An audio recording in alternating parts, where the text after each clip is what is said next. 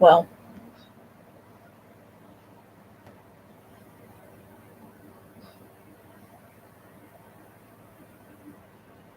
welcome to Janet's grieving process.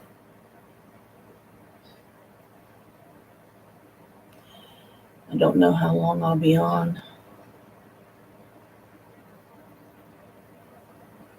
because Chris may still need my help. Um, his oxygen line thing broke, and I had to get a medical box out for him to get a new one. Got the cats fed and watered. Got myself some cappuccino behind me. And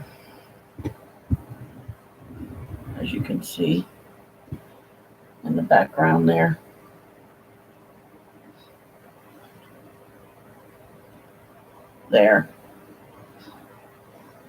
is my witch backdrop. So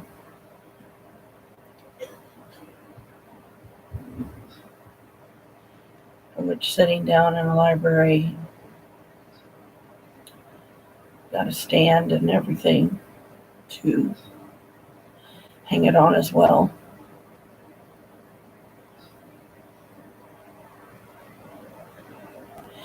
But for now, I decided to hang it up on the wall, and I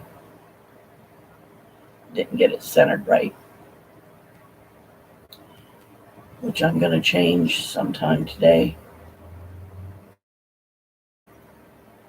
Just make a new spot to pound in a nail and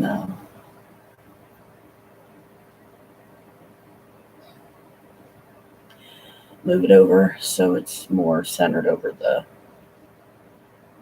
head of the bed like I want it.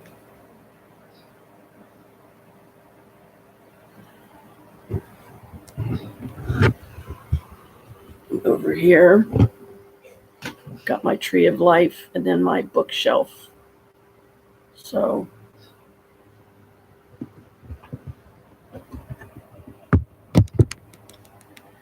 I just dropped my glasses.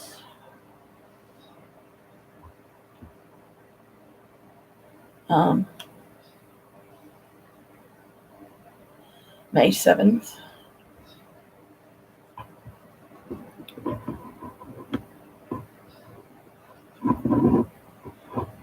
Just passed.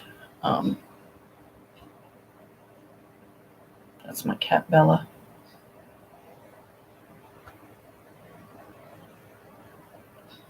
Mom was in the hospital from the 7th to the 20th.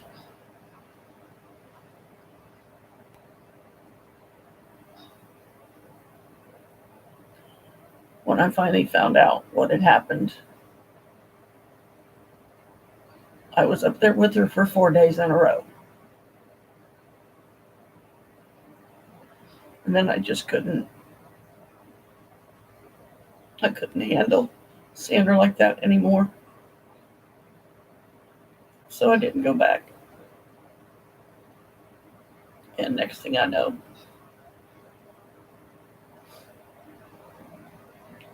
I have a vision while I'm asleep of her flatlining. I didn't actually see her. And the way it appeared to me was it was the Earth Mother, because it looked like 2 levels of pine branches just going by, like it would when somebody flatlines.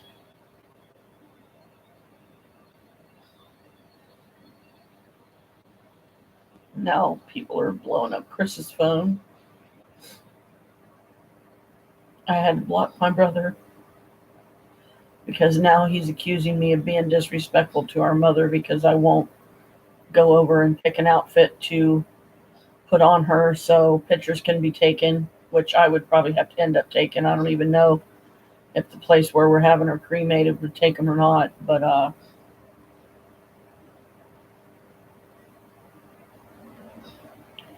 I'm just not ready to go over there because I know she's not going to be there, and it's going to hit me pretty hard. The only reason why I seem like I have it together is I've been preparing myself for this for a long time.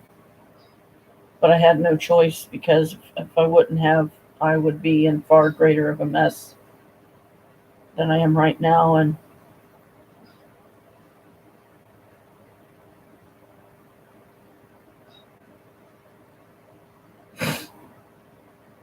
when I woke up that morning on the 20th,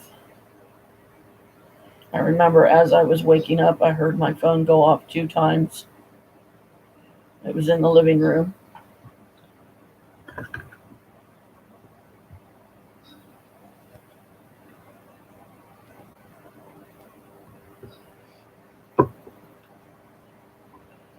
First call, I believe, was Norma. Second call was my brother. But I hadn't actually physically gotten up from the bed yet, so. But when I heard the one from Carl, I pretty much knew that when I called him, he was going to tell me she's gone.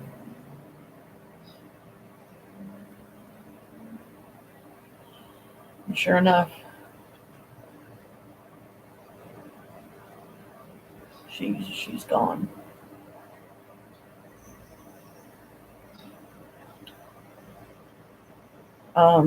I don't know how easy or how complicated it's going to be to set up the stand to put the only remaining tapestry that I have, which is like a Gothic style background that would be fitting right now if I could have it set up behind me just right on its stand that I bought just for it and other tapestries that I will get in the future just to have fun with live streams, once in a while, and whatever the season, have that kind of a backdrop. Um,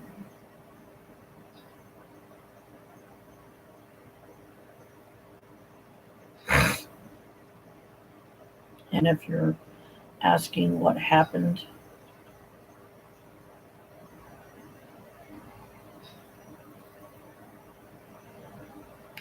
well, as far as my mom, it's been, you might as well say it's been 3 years accumulating.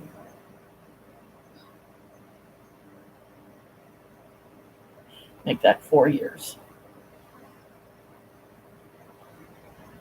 of my mom sitting over at that house by herself all day, while Jim was out more concerned with doing things for the church and the people in it than at least helping more to take care of my mom, who gave him a life, gave him a home, gave him a family. Days on top of days would go by where she wouldn't eat at all. I did my best to get over there and take care of her as much as I could, but it wasn't enough. I spent food stamps out of my own pocket more times than I could count just to bring food to her and go over there and feed her because I knew Jim was just not going to give two shits to do anything.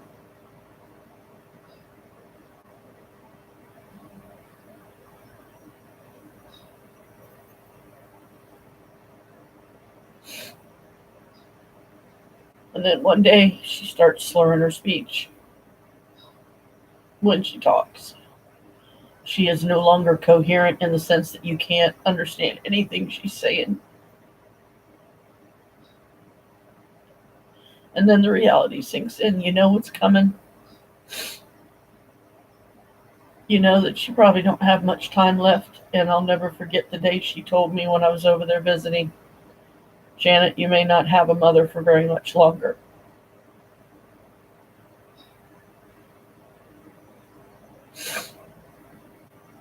And I said, Mom, don't say that. Please don't say that.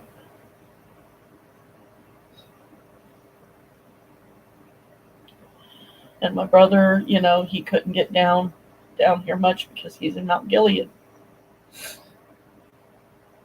That's an hour drive one way, 50 miles one way. If I suddenly say, hang on and jump up, it's because Chris needs me to help him with something, and I'm trying to kind of pause a little bit in between talking to make sure, listen for him, see if he needs me. Hey, Kalika. Cat Kalika's down here meowing at me, probably because she wants on my lap, but sitting in this chair with it moving the way it does, I wouldn't feel comfortable trying to put her up here on my lap because she's going to end up scratching the crap out of me. And I don't know how much battery life, how long this thing will last before it, shuts down because the batteries died. I didn't bring in the power cord, but when it does, I might just bring in the power cord and plug it in and maybe do another live stream.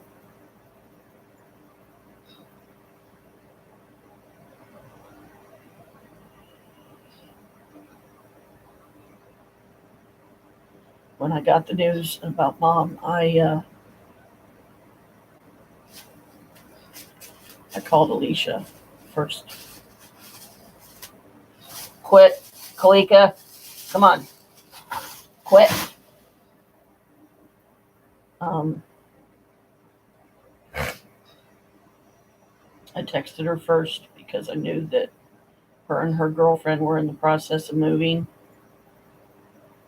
And I know she's busy.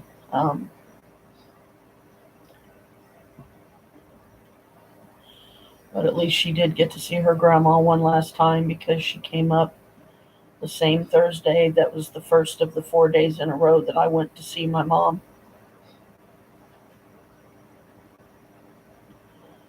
Hearing her cry out and not being able to help her, not knowing how to help her. As soon as she would make any kind of sound, the whole room would just freeze. All conversations would just stop because we didn't know if she was taking her last breath.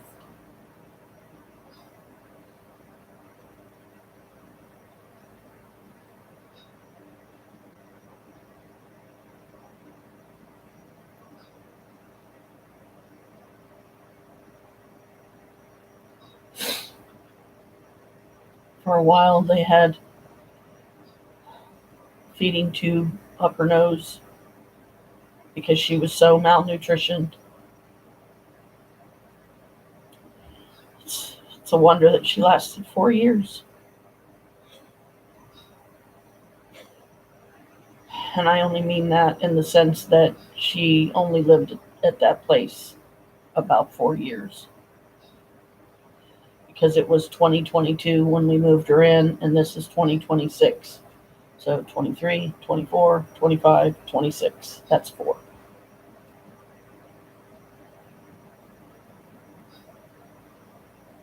She had a friend named Carol that meant the world to her. And Mom's face would light up when Carol would come to visit. She usually wouldn't stay very long, maybe enough for a cup of coffee and maybe 2. And Carol didn't live but a couple of streets away from her. And Carol was still driving. I don't know about now, but back then she was.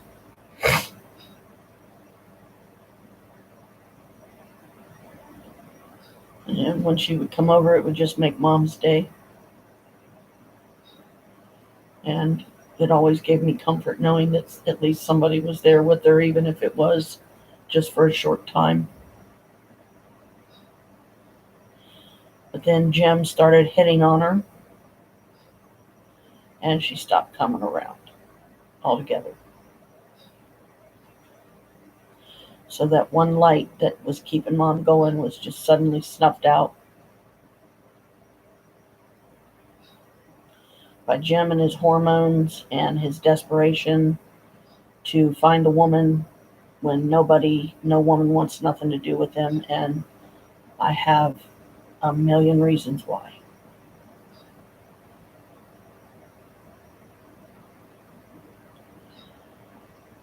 Usually it would make her day and her face would light up when I would go to visit, or when me and Norma would go to visit, or me and Christy, or if we could swing it, me, Christy, Norma, and Stephanie.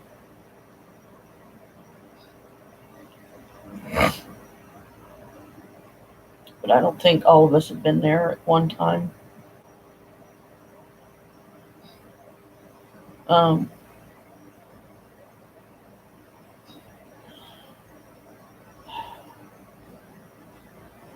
I've already got three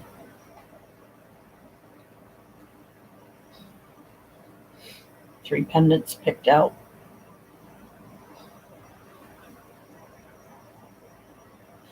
That Mom's ashes will be put in if Carl decides to have the decency and courtesy of allowing us to fill the pendants with her ashes, because he's already said that in his mind, if I'm going to disrespect our mother this way, which I don't feel that I'm disrespecting her at all, then he said, don't bother calling me, don't talk to me anymore for the rest of your life.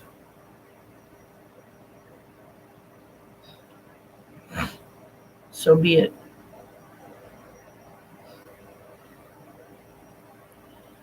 We lost our mom 2 days ago, and Carl is running around like a chicken with his head cut off, trying to get all this stuff done in 2.5 seconds, and you just can't do that. It's not realistic. But he seems to think it is. He seems to have this over urgency of getting this stuff taken care of, and I'm not saying that's a bad thing.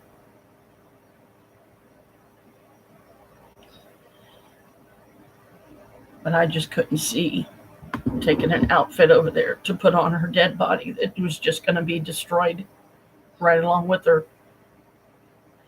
I don't think she would want that. But then I never got the chance to ask her either. Anytime anybody would go and visit, she was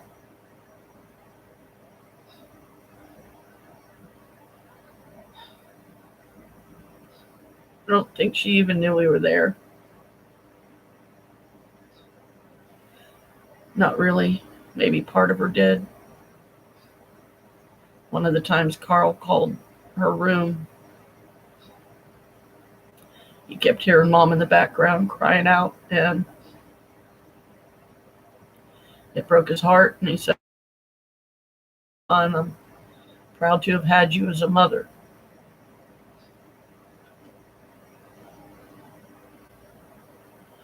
And in all the 4 days that I went up there to see her, Carl, I believe he only saw her like twice.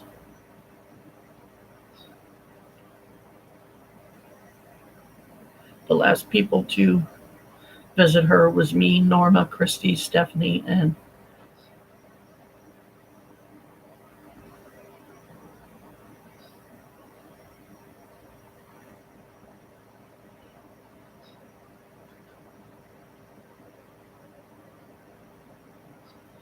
but because Christy, bless her, works so much still, it's hard to catch her.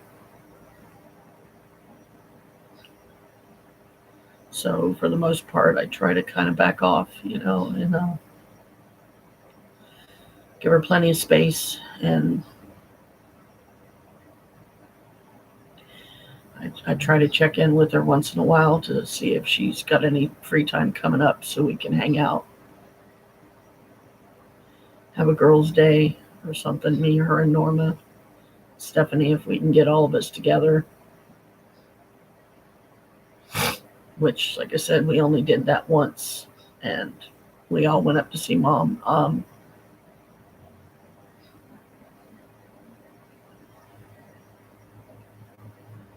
The Thursday that I saw Mom, the first of the 4 days, I ended up going up and visiting her twice in that same day because they didn't seem to think that she was going to last the day.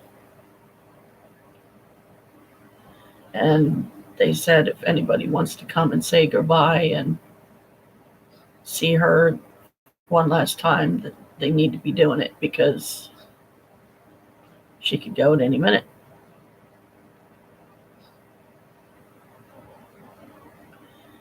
So that's what we did. I went back up there and saw her a second time, and this time it was with my daughter, Zephyr, so that meant a lot to me.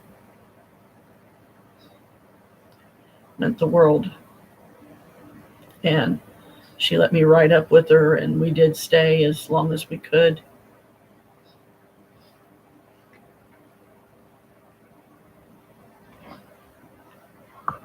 But then we had to go because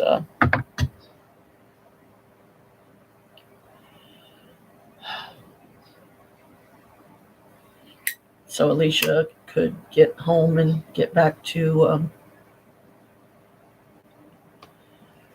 packing and prepping for the move.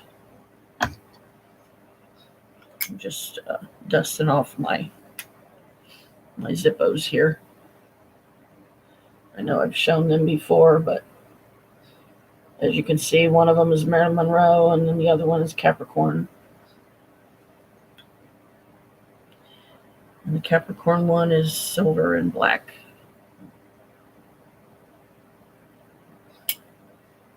But I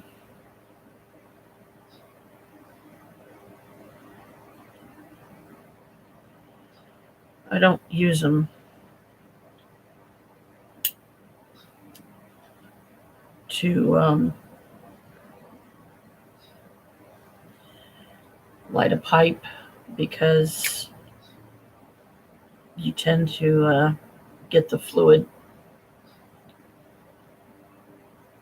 in yourself, because of the Zippo fluid, and that's not good. It's not safe. So, taking it, lighting it, and then tilting it sideways like this to light a pipe. Bad idea. I found out the hard way, and so I mostly just use them to light candles or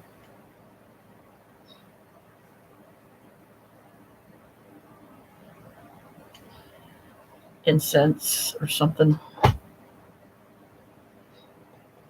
I'm trying to move some stuff without hopefully breaking anything. Because my lovely pot leaf holder thing here, one of the leaves has already been broken off before, and a couple of times, and I had to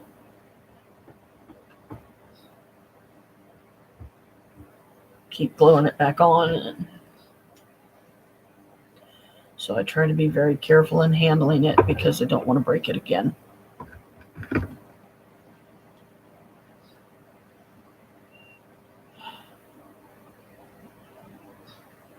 Brooke's coming tonight, and I know I probably already said that, but I'm not in my right mind really right now because of the grieving. Not the cheerful, positive me that I always try to show when I do a live stream. But today I decided to do it subscribers only because I don't want somebody coming on if I did a public thing and just being downright rude and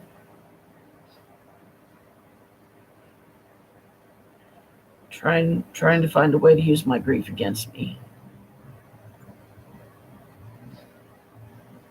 Talk badly about my mother. I mean, some people you just don't know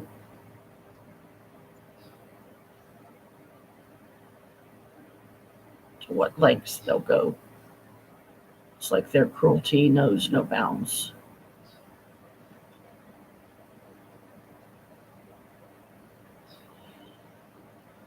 Me and Norma are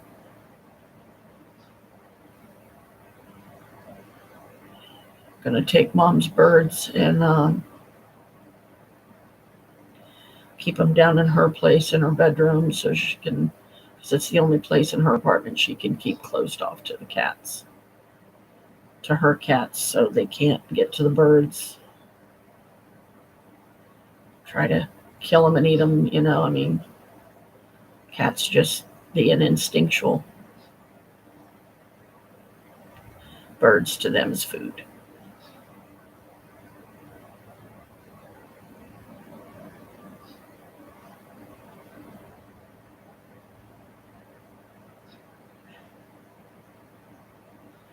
But back to Mom.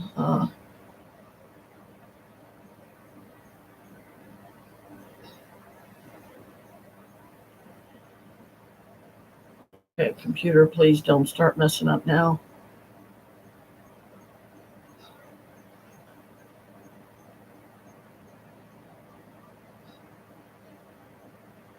I don't even know if this thing is.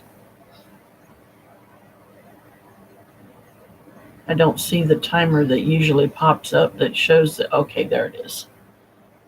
It's just like, is this thing even still running?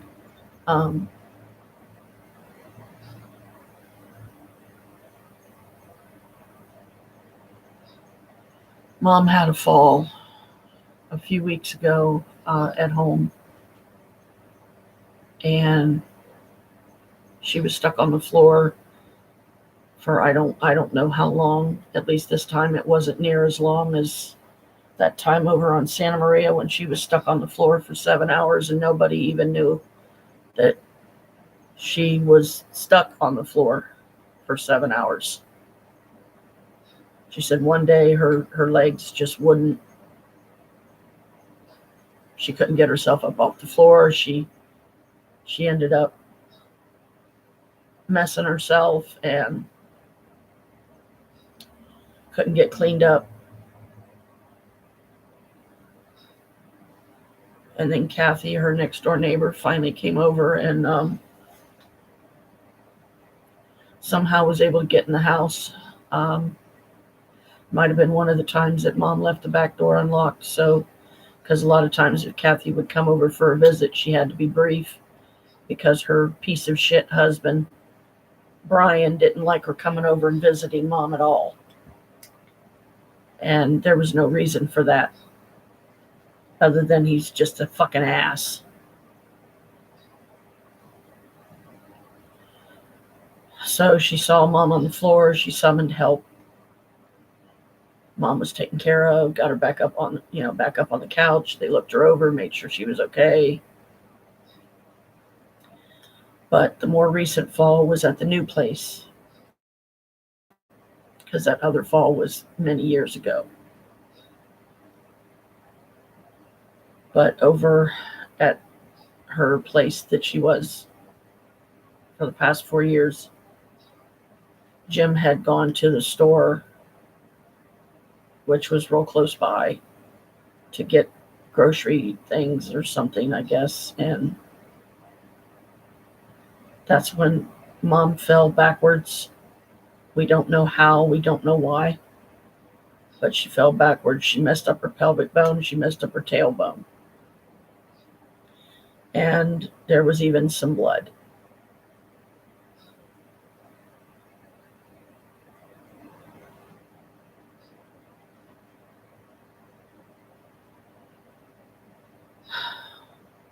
But we got lucky that time because Mom had her phone near her,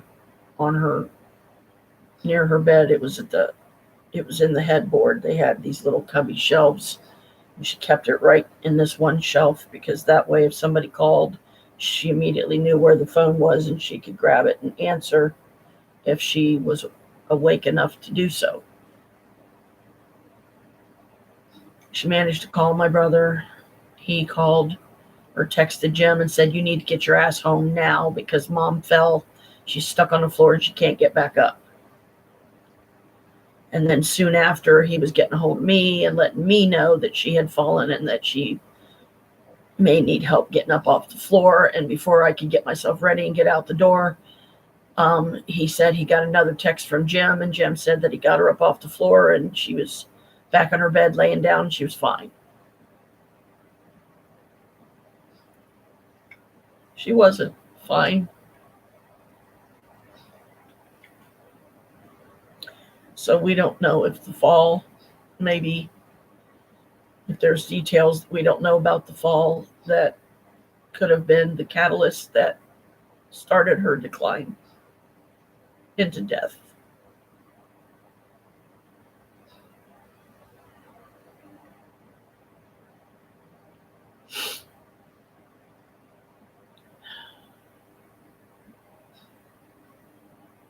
We don't know if she hit her head and she just don't remember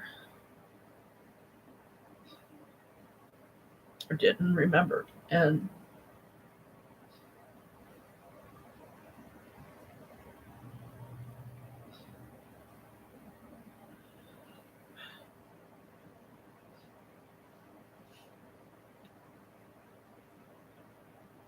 I also knew that she was on her way out when she started slurring her speech a lot. She was sleeping like all the time.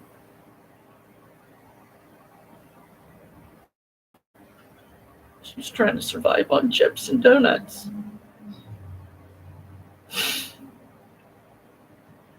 Because nobody was there to fix her a meal.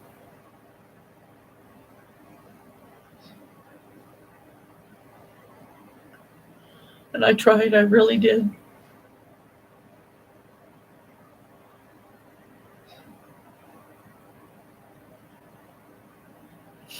But what makes things worse for me is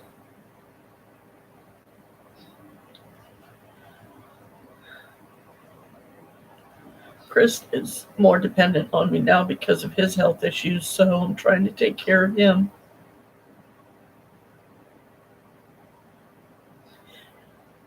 And I couldn't find a way to divide my time up between taking care of him and going over and taking care of Mom.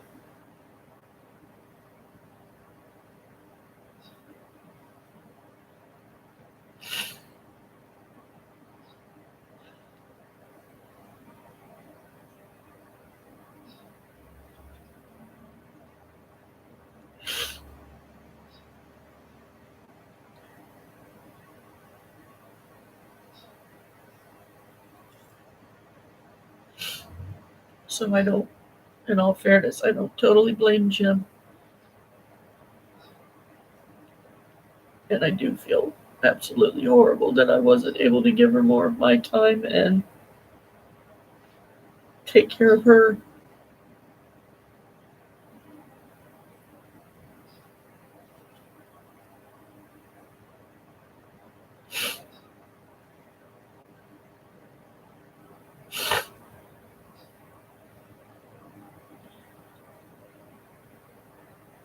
The day that she died, I sat up and talked with her for a whole hour and got some things out, some deep hurts that I never mentioned because I didn't want to hurt her. And it was ways that she had hurt me.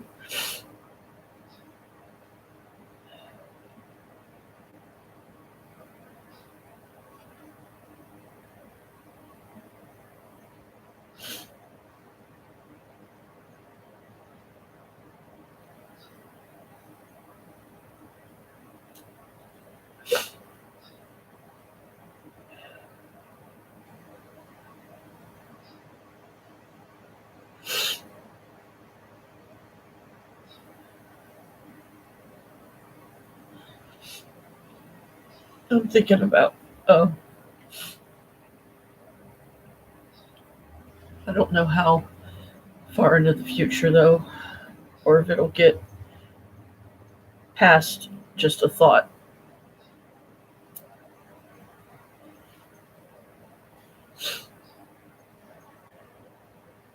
But I'm thinking about starting a support group over at the library and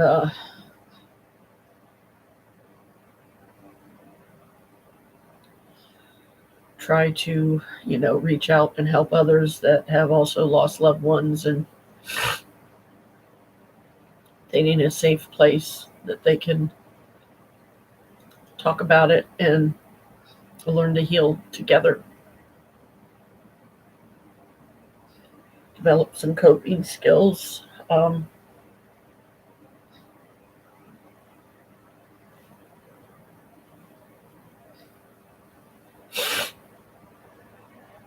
Safer, healthier ways to express all those tumultuous emotions and feelings that come and go, and going through the whole stages of denial, anger, depression, and acceptance.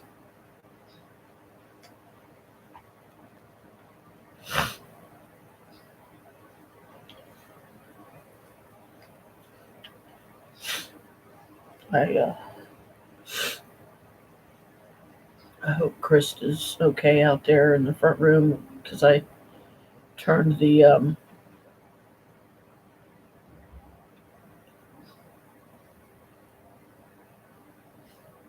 I turned the air conditioner off in here so I wouldn't freeze sitting here trying to do this live and killing my battery even quicker because of the cold.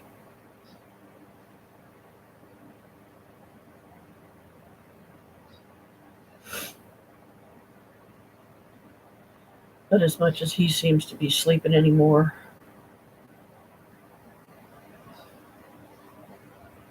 he may still be in there laying down. I don't know.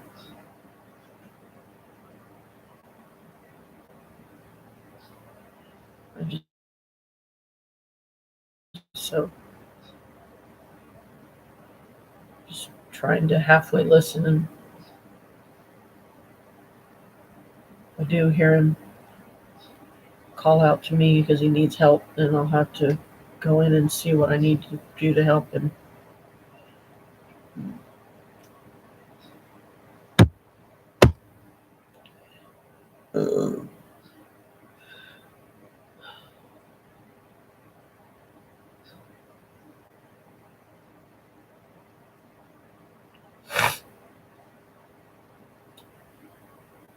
I would do a support group on here, but that would probably be harder to do than to actually physically be able to be in a room and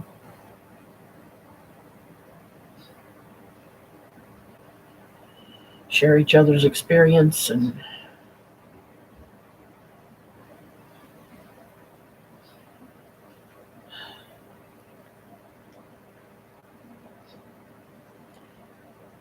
help each other through it.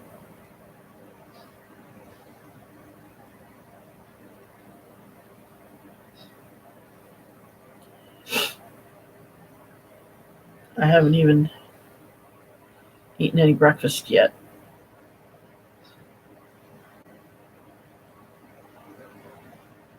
because I wanted to get on and do this first, and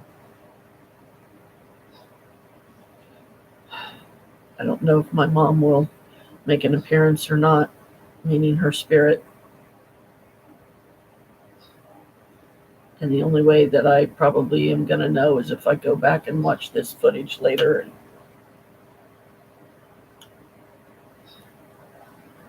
see if I see anything that pops up that makes me go, yeah, that's mom.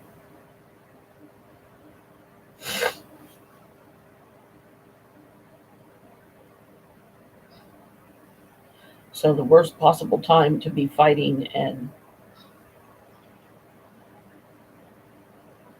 not talking,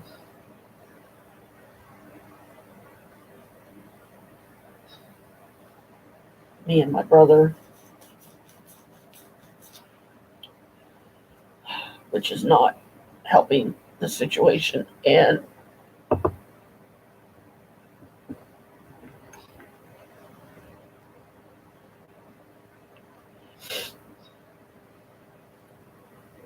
so much for being a support system for each other, because all he can do is lash out at me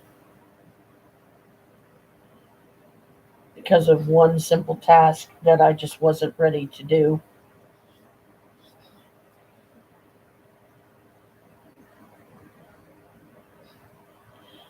And that is go over to Mom's and pick out an outfit that,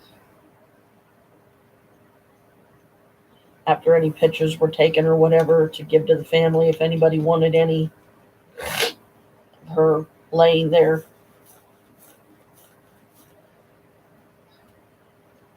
deceased.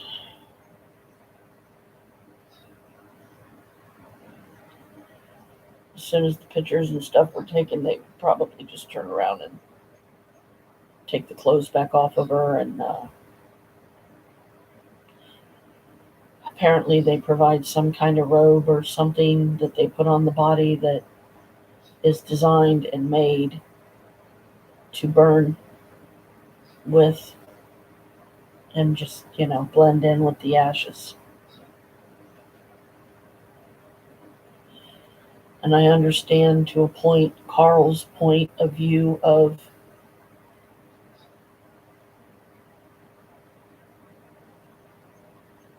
apparently the idea of her deceased body laying there and being completely nude as they're pushing it into the furnace to be cremated. He just couldn't handle that. And I wouldn't want that to be her fate either.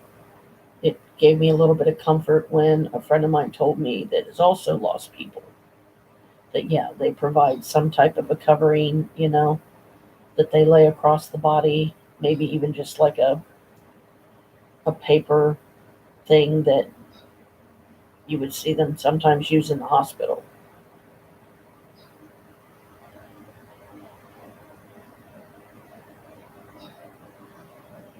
But at least she would be covered.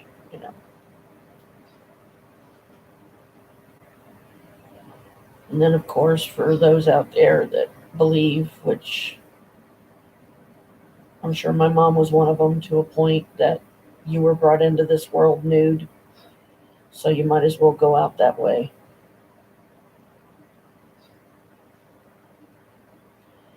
I don't want bits of clothing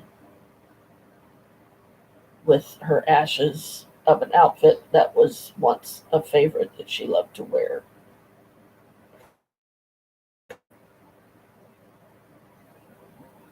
Just destroy it. I just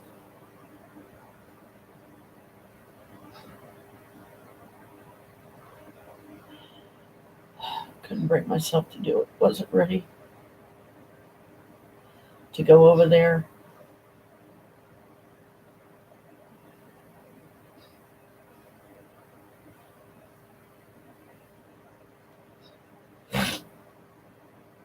And the way Carl's wanting to do things, he wants to just take all of Mom's stuff out of the house, put it in a storage unit up there in Mount Gilead, to where even our access would be limited because I wouldn't be able to get in there for any reason without him.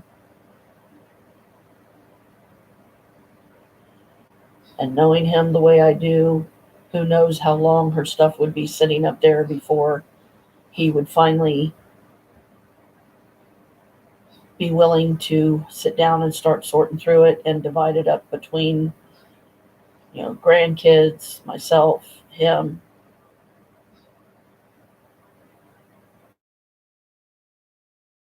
So I don't know if Carl's going to come to town today or not. But if he does, most likely he's only going to be going over there to the place where they're going to cremate her.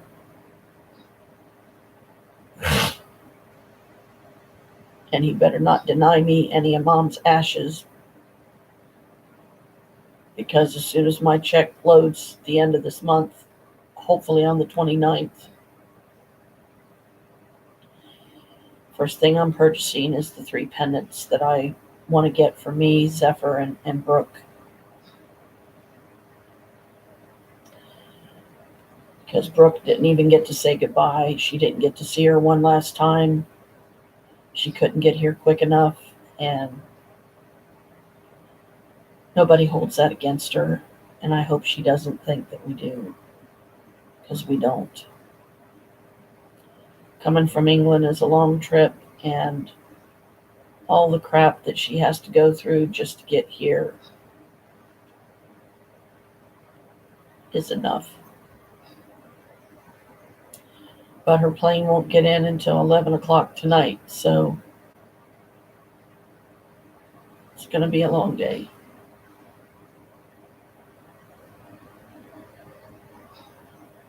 And night. And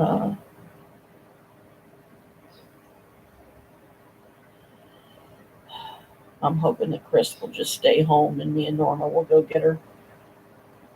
Because Chris, if he goes, he would have to take a portable container of oxygen, and you only got 2 hours, if you're lucky, on each portable tank of oxygen before you run out.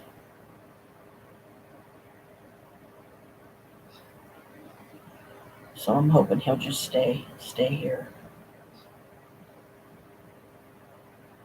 But I guess I'll find out when, 10 o'clock rolls around or whatever is when I'm going to be heading out the door with whoever's going with me. Because, you got to get over there, you got to park, you got to give yourself time to get to the hospital. There's a whole process. Not hospital, airport. See, I'm still back at the hospital, Mount Carmel East, where my mother took her last breath. And she hated that hospital. And we weren't thrilled about it either.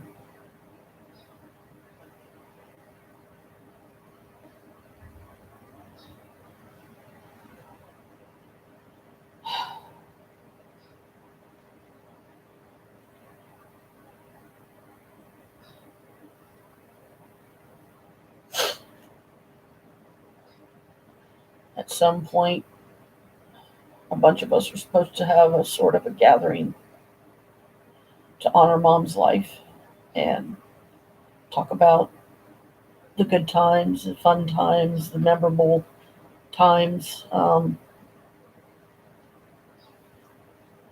most special, different holidays, and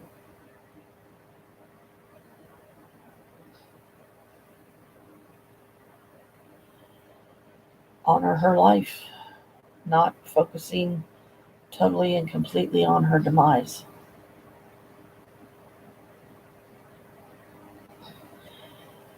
And because no one has the money,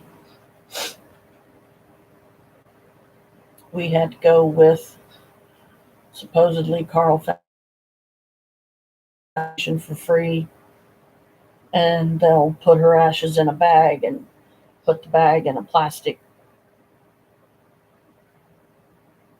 ugly plastic box until we can purchase an urn to put her in.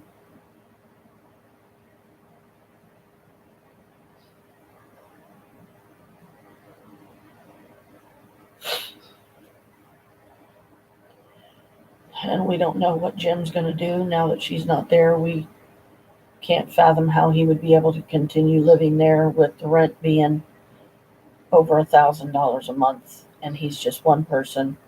He's not working a job. He had VA benefits for a while, but for some reason they took them away from him. I don't know why. And I remember him saying that he was going to fight to get them back, but I don't know that he ever did. Or if it was just another one of those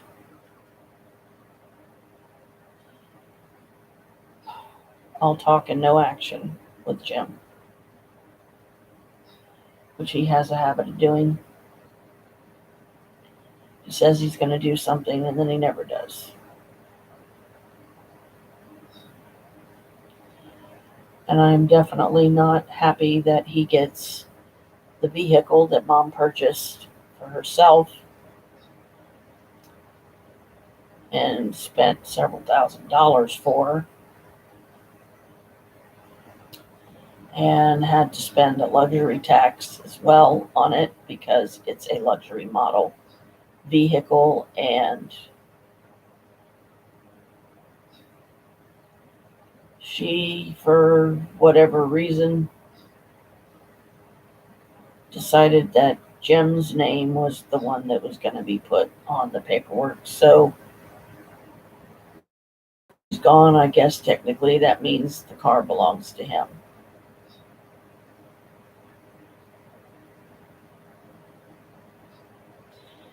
But he don't really need it because he's still got his truck that he band-aids to death.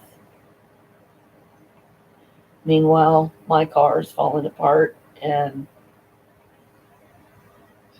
me and, well, mostly Chris, he can't continue fixing the parts that go bad because the money just isn't there to do so.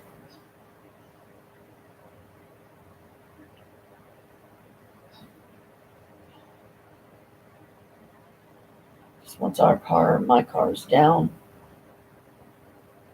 I'll be back to not having a car at all and no money to get one because I still can't afford to live.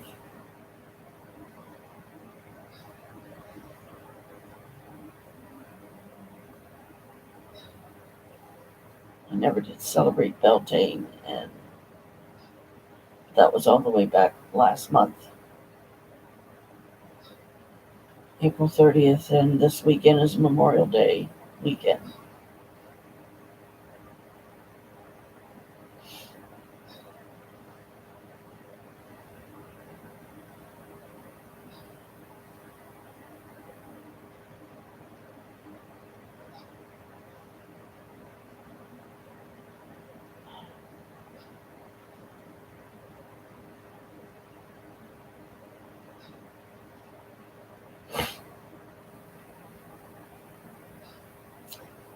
But anyway, there was also an incident where mom messed herself, and this happened at home before they took her to the hospital where she spent her last days. I remember talking to her on the phone. I remember her telling me she had an accident and said, "Don't worry about it, Jim's taking care of me." But I think somehow in her unraveling mind, she thought Jim was the one that had cleaned her up. Oh, it was Stephanie.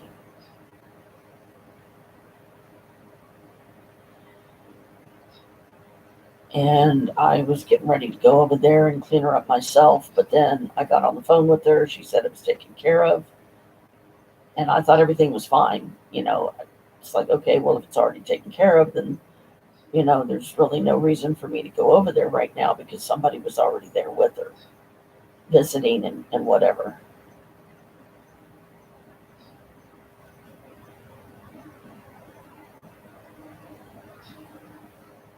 Well, since Stephanie was the one that cleaned her up, not me,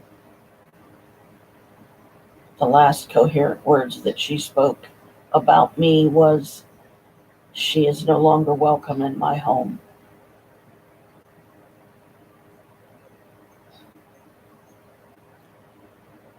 And that hurts me deeper than I could ever express or explain. Because that wasn't fair for her to lash out at me like that. And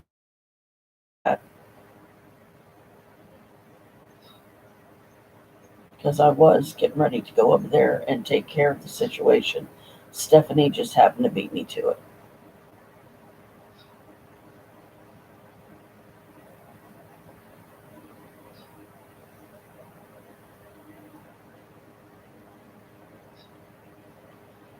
her cat, mom's cat, Stubby, my daughter Zephyr has already said she would take her.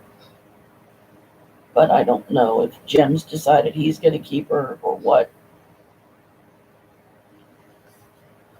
And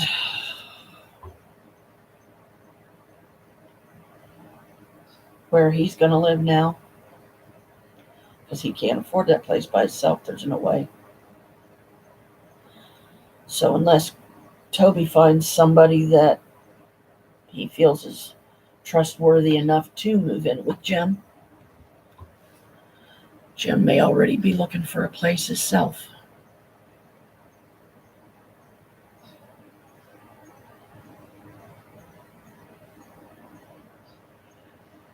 And if he don't find one and don't have the income, then he might end up right back in the shelter where he was when Mom found him.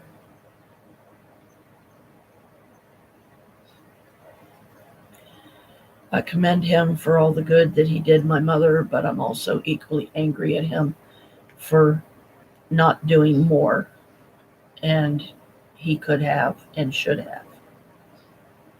If for no other reason than to truly show the appreciation that Mom deserved. That she was the one that took him in when nobody else wanted him.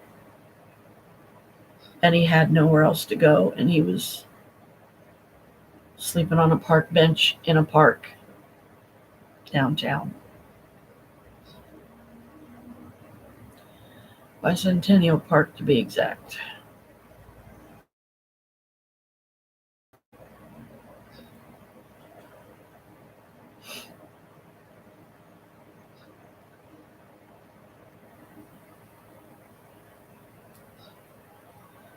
So that's pretty much the long and short of everything. And part of why I've done so many long pauses this time is because I'm grieving.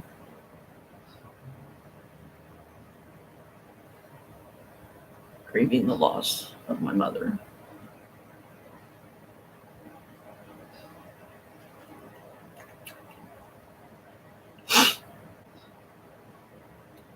I hope that she's happy now. I hope that she's at peace. And she's most definitely in the good place.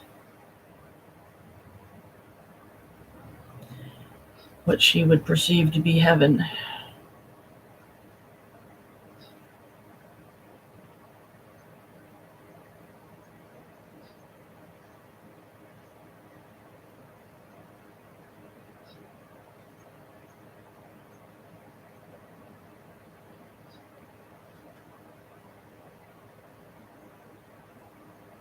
And yes, I'm going to miss her terribly.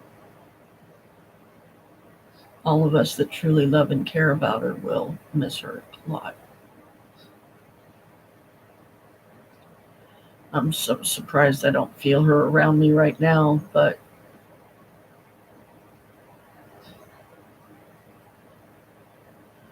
maybe she's in the process of denial, anger, depression, and acceptance of the fact that she's gone, that she's spirit now.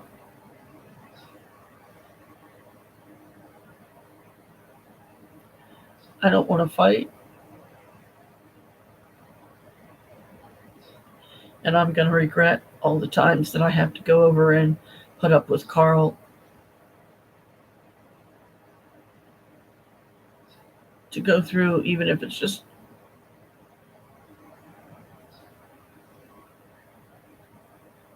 a handful of things that I would like to have to keep in honor of my mother.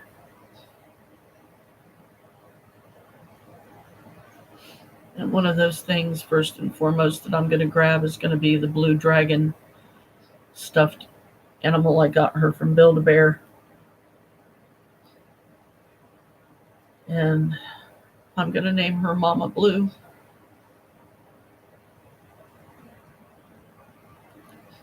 After my mom.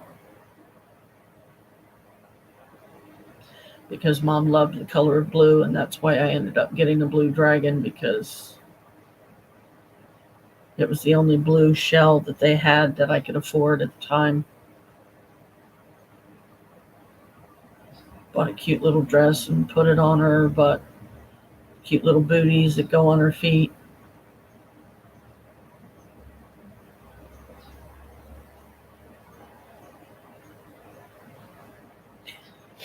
I just hope that all my Build-A-Bears down in storage in the basement of this building is still okay and hasn't gotten damp and mildewed and just all of them destroyed, because I have nowhere for them up here because this place is just too small.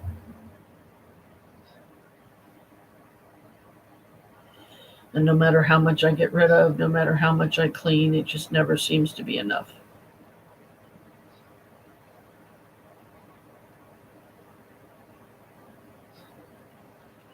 And I hope my son Michael's okay, because I know this is hitting him really hard too.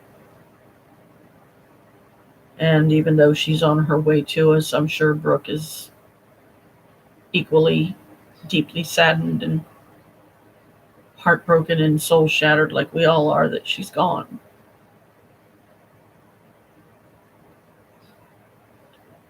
She lived a long life, yes. I just wish, in all honesty, I could say it was a good one, but there's just too much of it that wasn't good.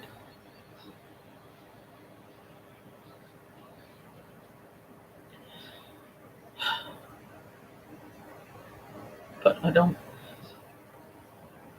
want to overly focus on all the negative, trying to keep the positive flowing.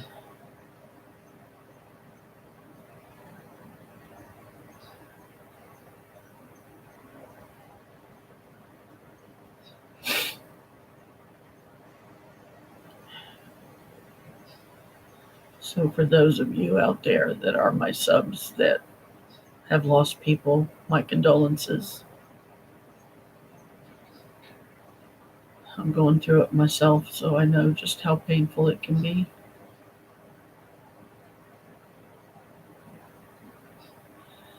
But you have to allow yourself the time to grieve, and you have to allow yourself time to heal and move on. Honor their memory as best as you can. Remember the happy times. Don't focus on the bad.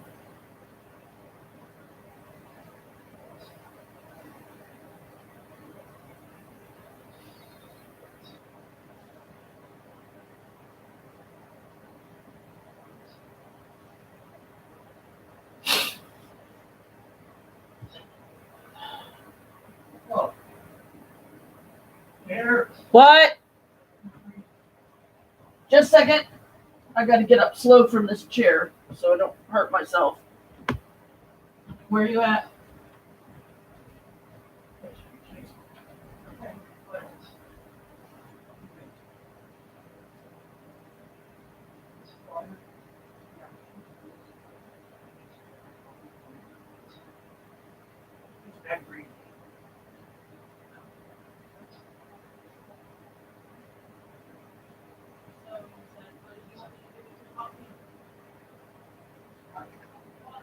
Oh, okay. So you already got the stuff in there? No. Oh, make some. Okay. And water in here. Gotcha. React you. I heard you.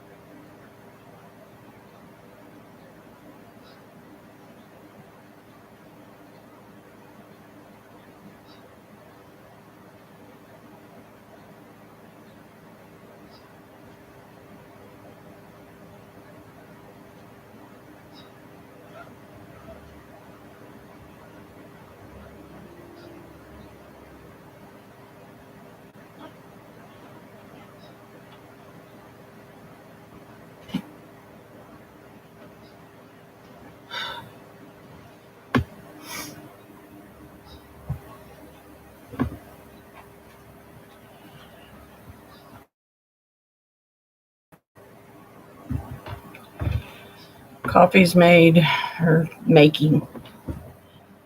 It's brewing.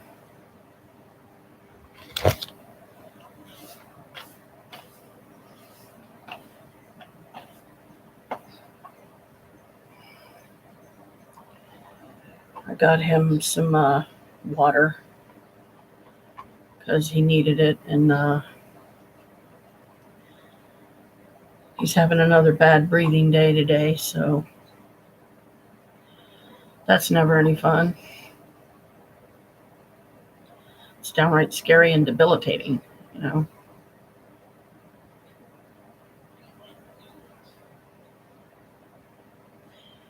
I don't even know what he's watching in there. I guess it don't much matter because I'm not in there, so he can pretty much watch whatever he wants.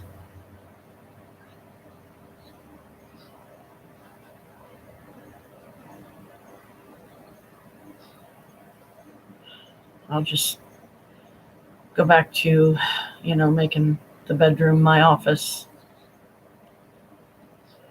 during the day.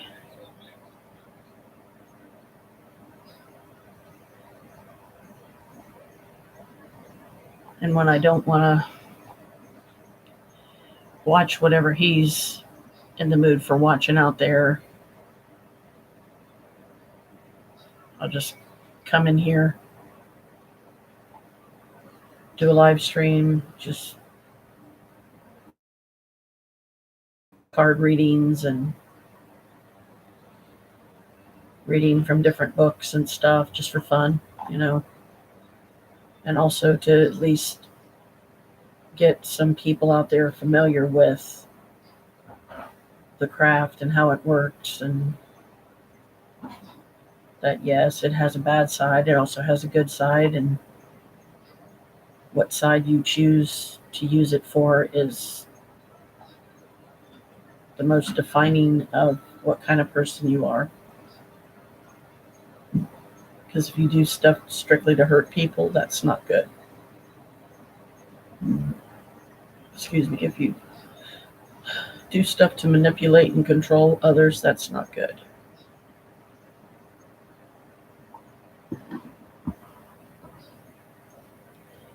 I've always used my magic the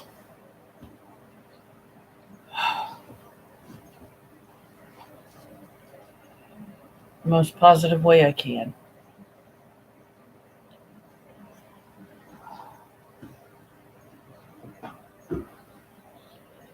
To help others and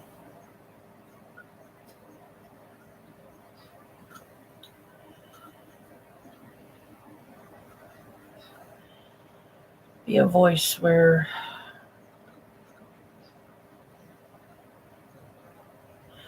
it's needed.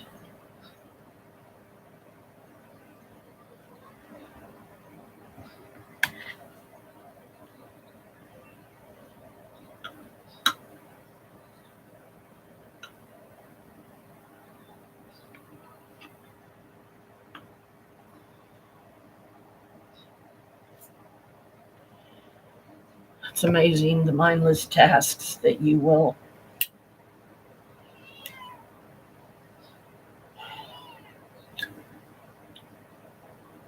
engage in when you're grieving.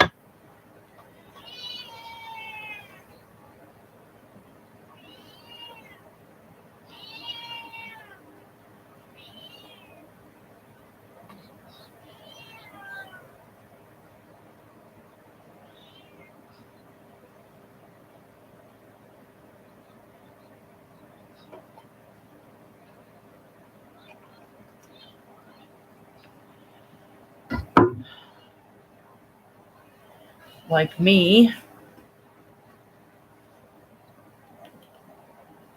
filling my lighters, even though I almost never use them. This is my Marilyn Monroe one. But sometimes I'll hold it like this because you fill it from the bottom, and because I'm letting making sure it's draining down all through like it needs to be.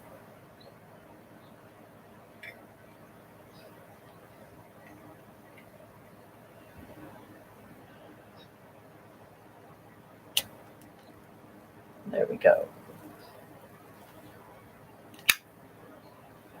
You have fire.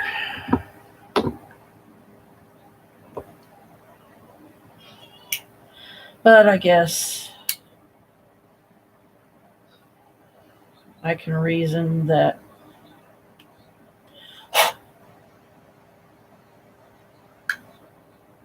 now that things have transpired the way they have, and to be fair to the person that I'm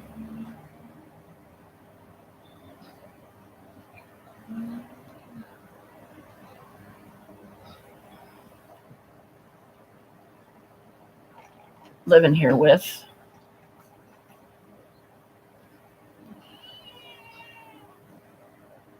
to keep things fair and equal as we can.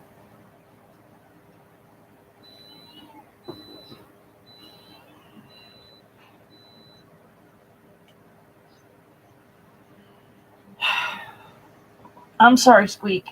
I don't know what you're wanting. You got food, you got water. Knowing her, she's probably wanting treats, which I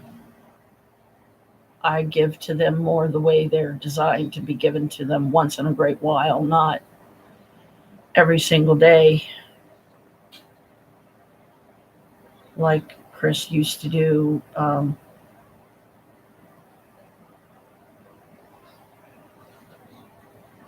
Before his health took a turn for the worst. He can't do as much anymore, and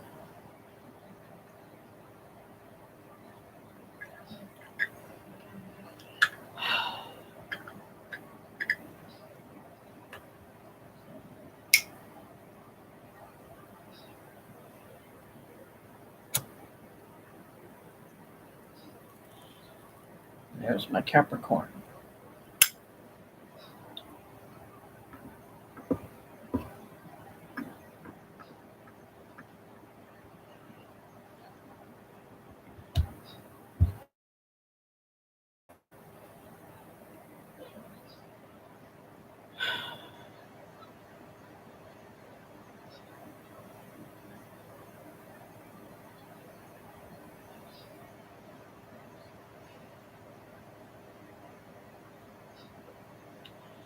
I had to have Chris reset this thing,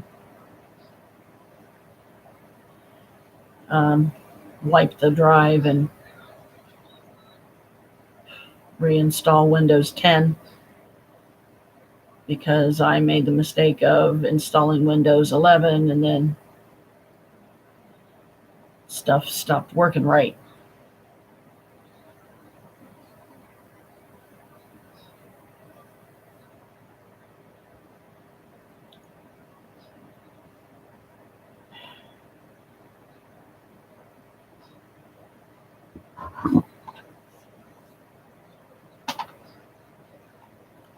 See what my Oracle deck has to say today.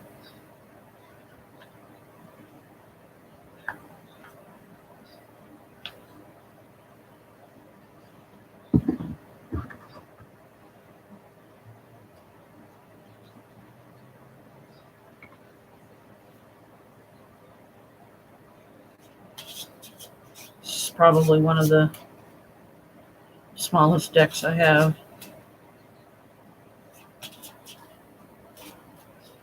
Meaning there's only that many cards.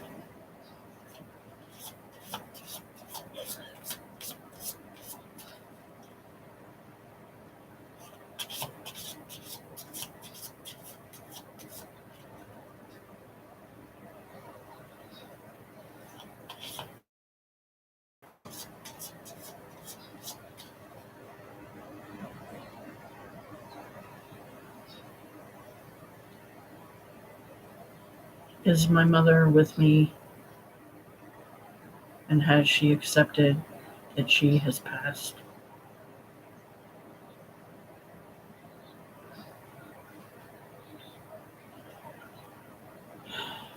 Choose a new direction.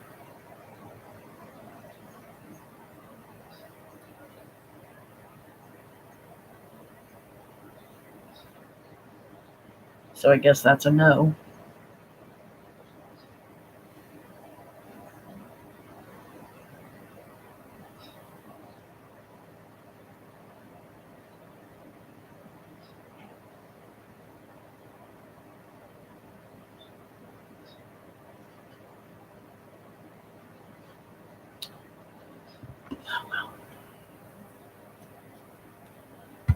It's probably not very easy for loved ones that have passed to accept that they've passed, because it's not easy for them either.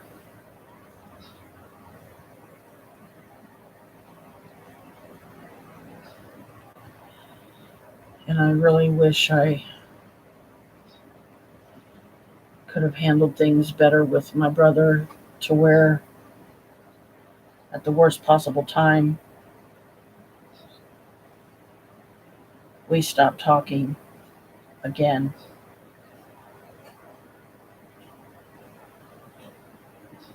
Being a support system for each other.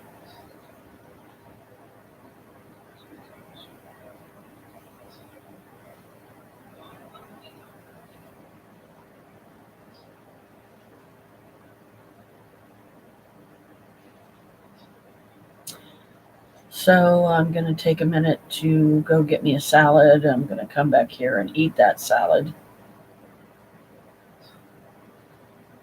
Then I'm going to go into the living room, gather up my cards that I usually do the dailies with, and the books.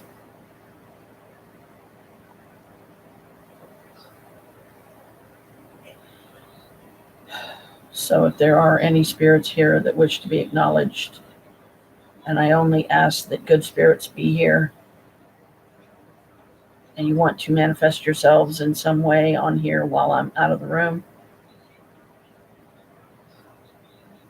feel free.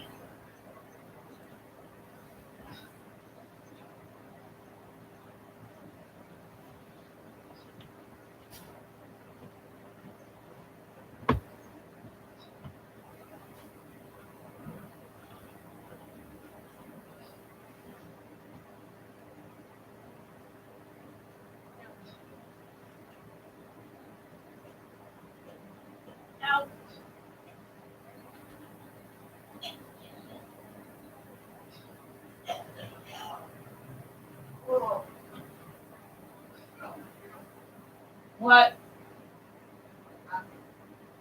No.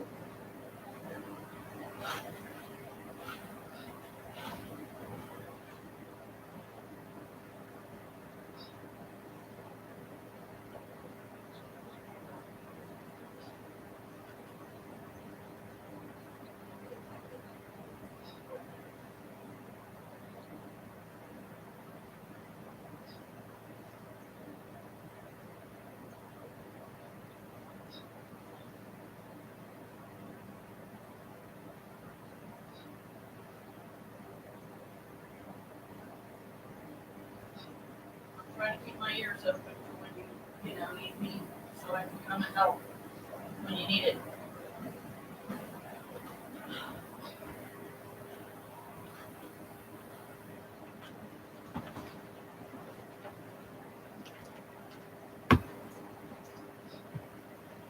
Uh,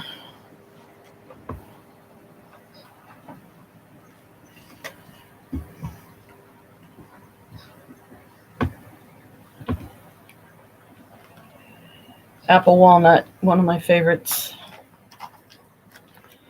But I can't do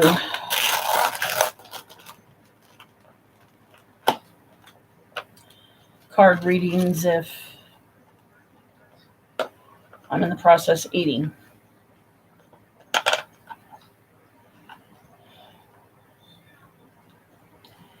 and being careful.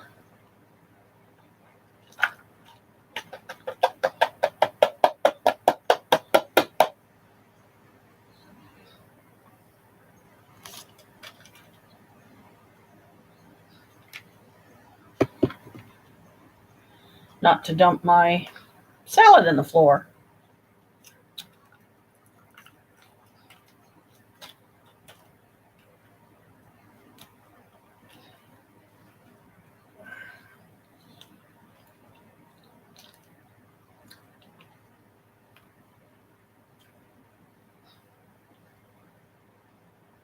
And of course, my cat Boo is in here because he knows Mommy's got food.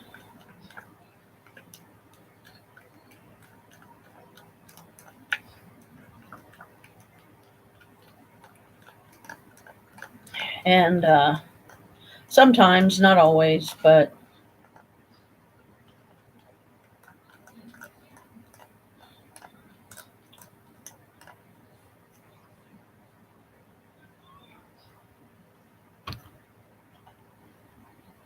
I will let them lick the bowl after I'm done.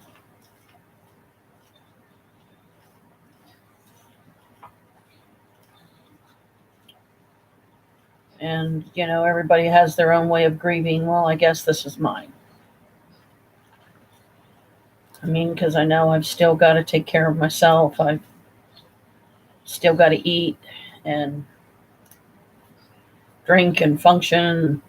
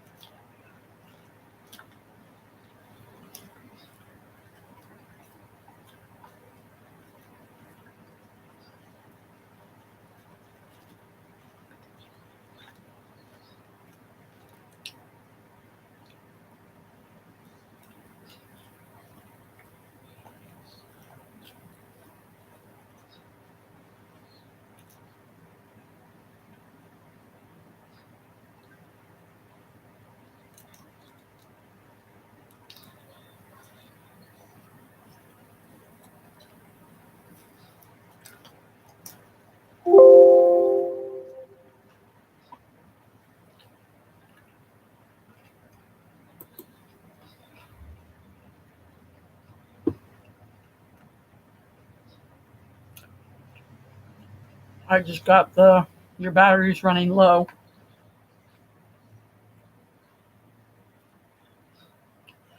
indicators, so I'm going to have to go get my power cord.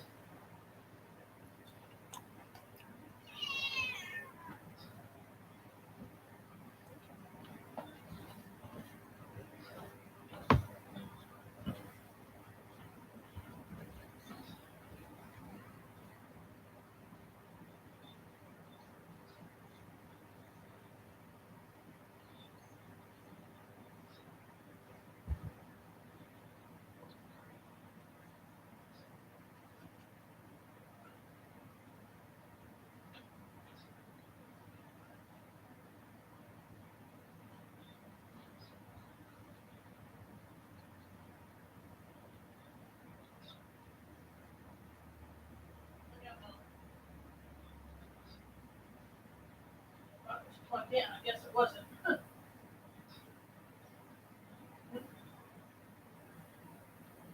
that everything?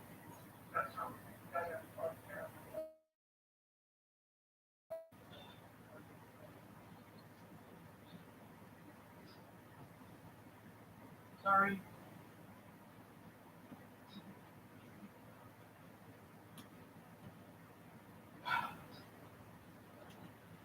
Thought my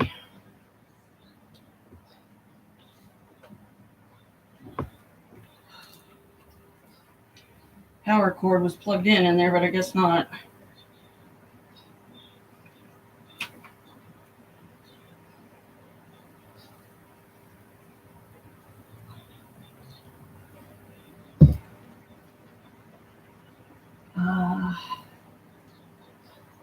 What is this?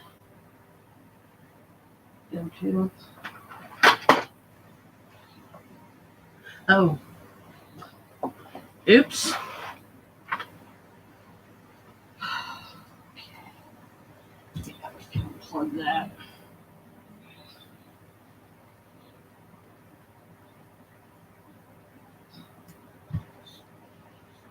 just the black light.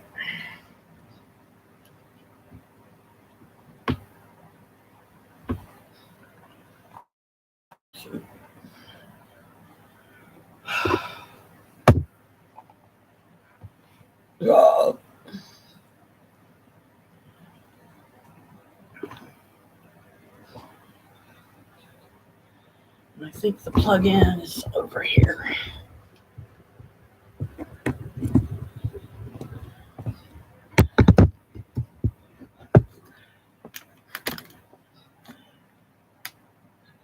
Okay, it's charging.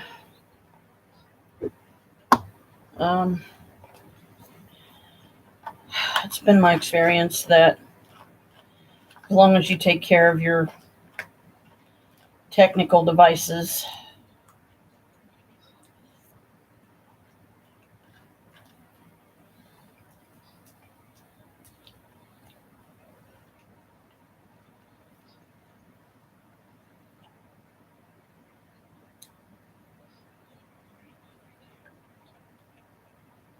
hang on.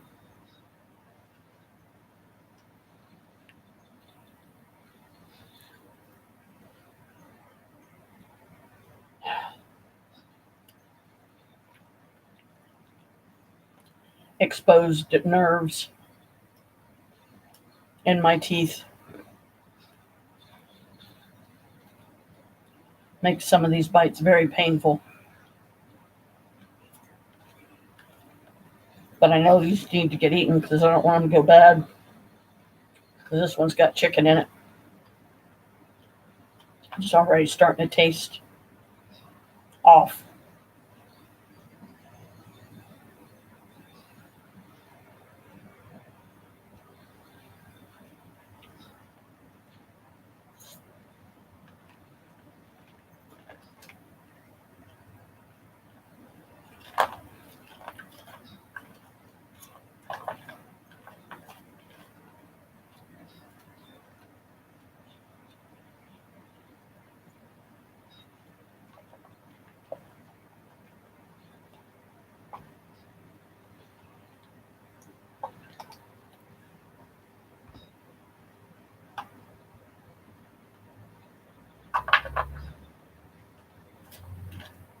And I know I've mentioned this before, I'm sure more than once.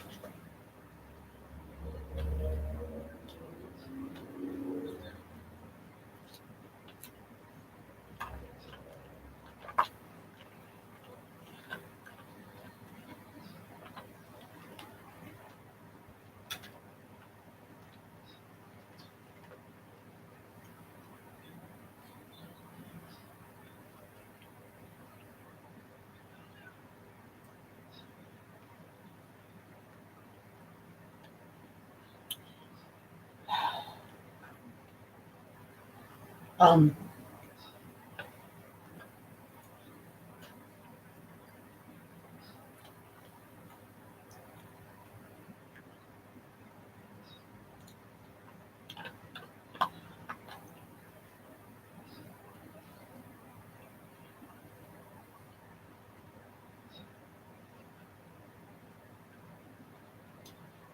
it's been my experience that sometimes you just need to take a break.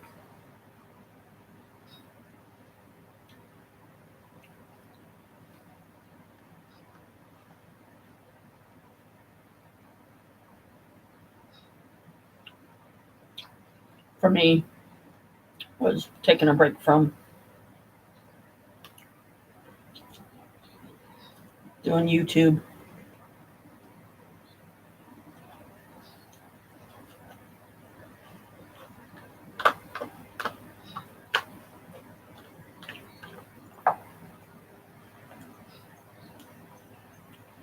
Because it can take over your life.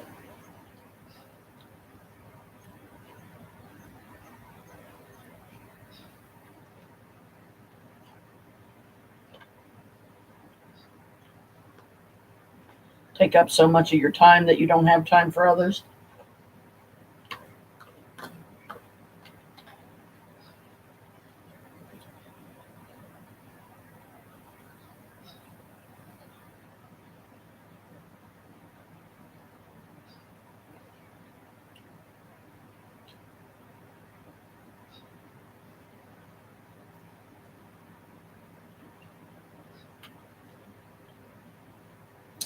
because so much is done electronically anymore.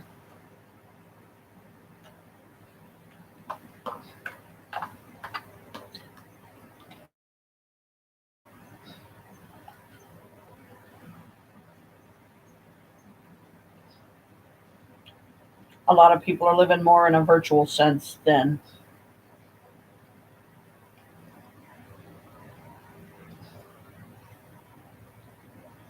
actually getting out in there in the world and living.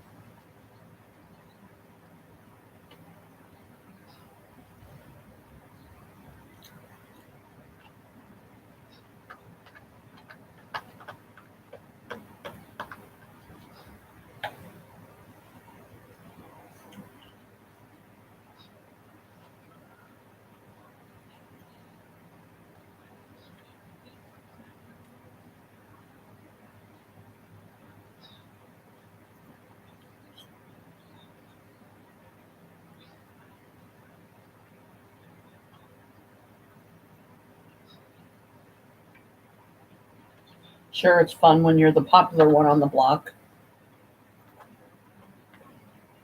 the one that has all the followers.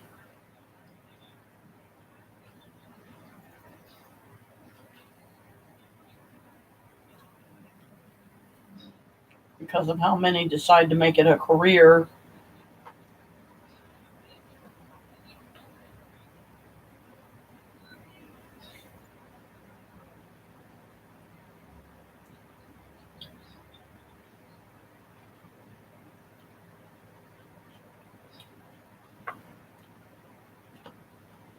To where they do nothing but YouTube.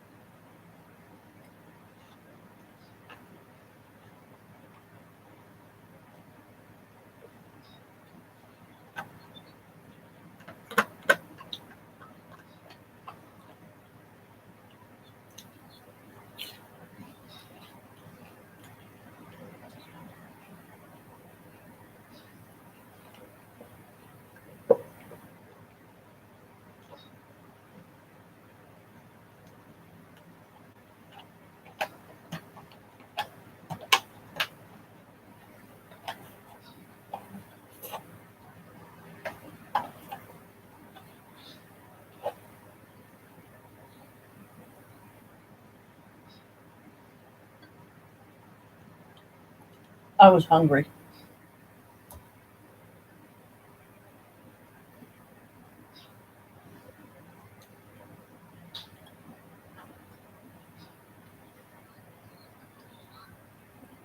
Um,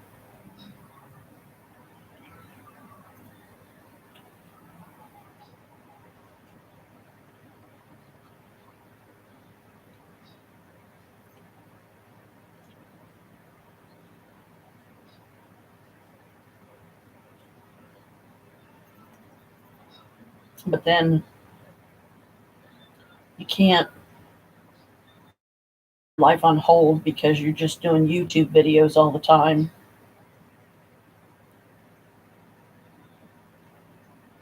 Um, and forget to live.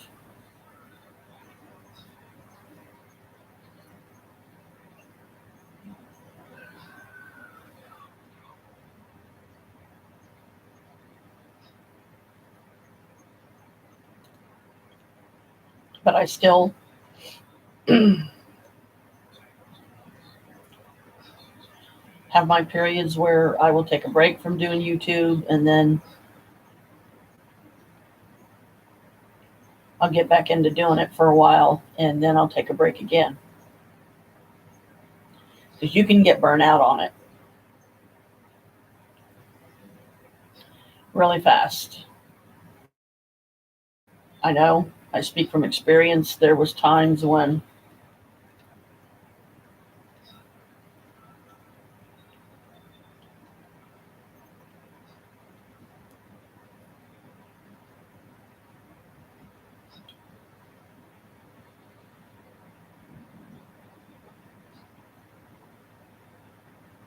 I was doing so many live streams that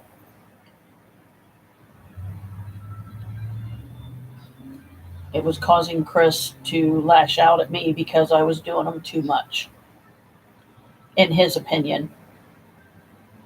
But yet, if he was the one doing them all the time and I said something, it would turn into an argument.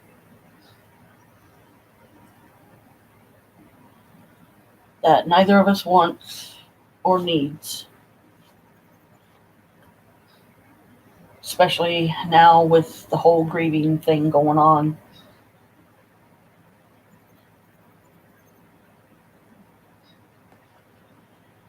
And having to take care of him. And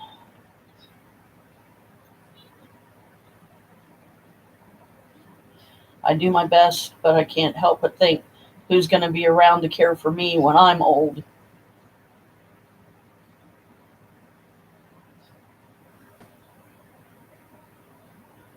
I honestly don't know.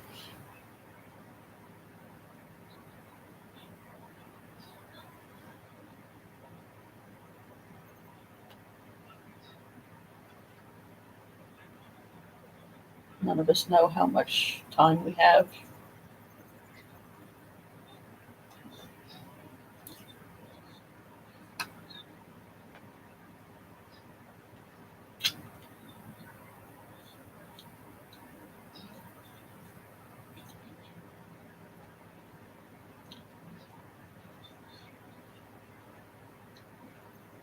And what ends up defining you is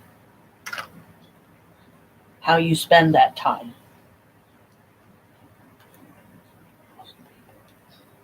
I've got to hold this thing on the bed for Bella, because if I don't, God only knows where it'll end up on the floor.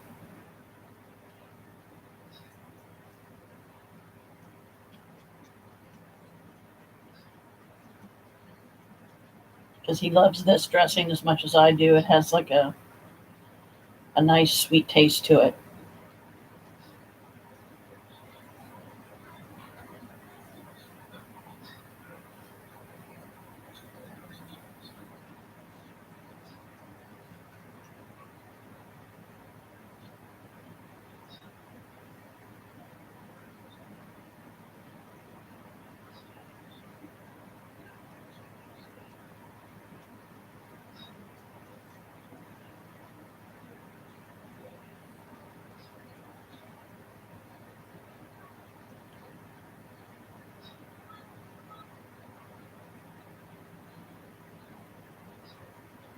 And yes, this is wearing my arm out already. I'll turn the bowl several times so he can get all angles easily.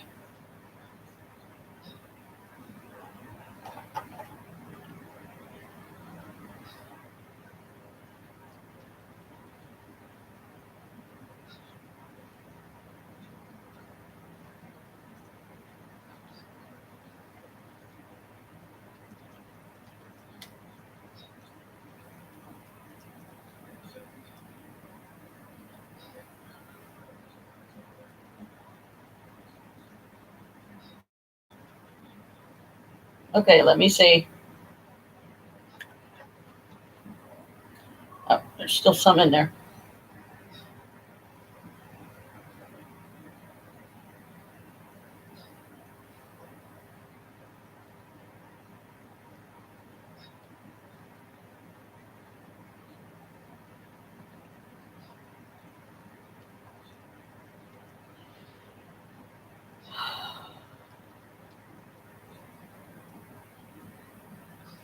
All right, that's enough. I gotta go throw this away.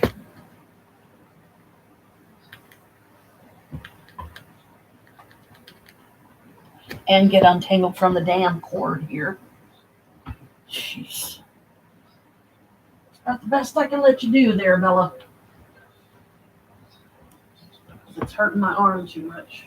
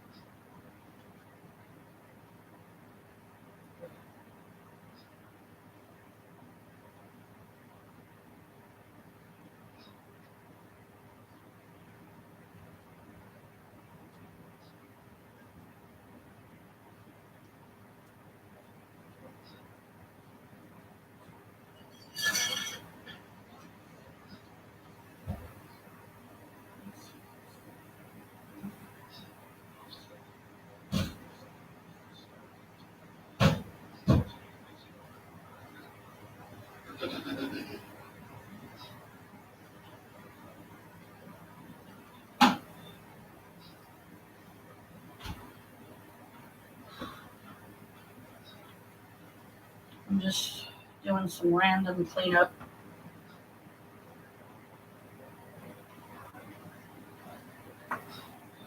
Putting some stuff away.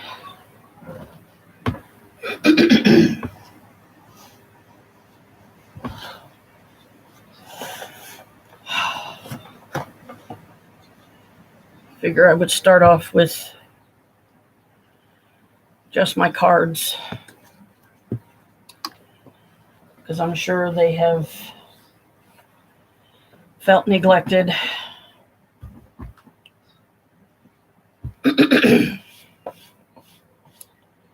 I did stop using them for a while and stopped YouTubing for a while because, one, I needed the break, and two,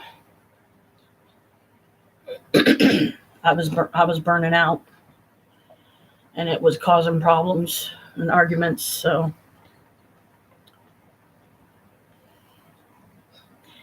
but I'm not going to let it take anything away from me this time. I'll still take breaks from it when I feel the need, but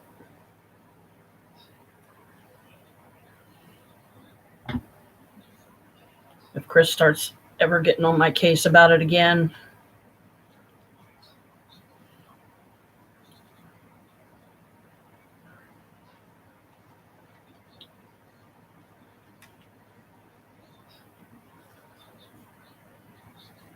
I will do my best to ask him kindly at first to back off, leave me alone. This is my me time, or a version of it that I can do when I don't have the money to go out anywhere and do anything, like go to the mall or have a girls' day out or a me day or anything like that.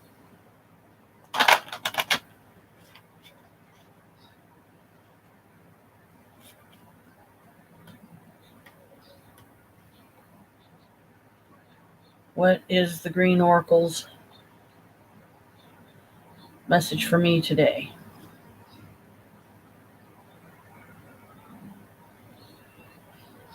Makes sense.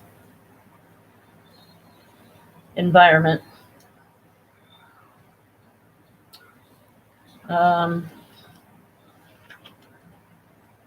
First and foremost,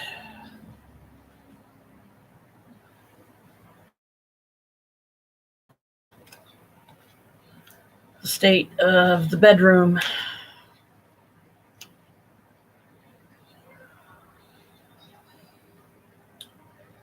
Environment, concept, nature in her widest sense. image a flowering glade with a river, birds, butterflies, rocks, and animals. This card is not about ourselves. It is meant to remind us that we live in the world and that the world does not revolve around ourselves or around mankind. The environment is something big and not easily understood. It's not the river, nor it's the grass or the flowers, nor the animals and the birds. It is not even just the sum or collection of all those elements. The environment is a living thing, something not to be conquered, but not even preserved, like a jewel in a cage. Divination meaning. Don't focus on yourself, but look outward. Understand the place you live in. Adapt rather than force your opinion. Take into account the needs of everyone. Do not needlessly oversimplify.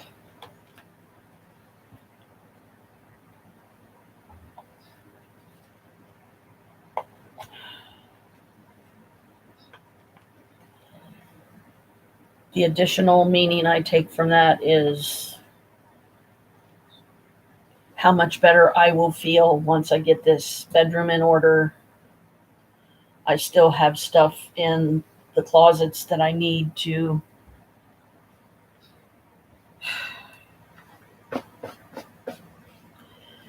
get taken out and sorted, and some of it thrown away, and whatever I decide to keep, either find somewhere here to continue storing it or put it in storage outside of the house or inside the house. Or in my case, the apartment.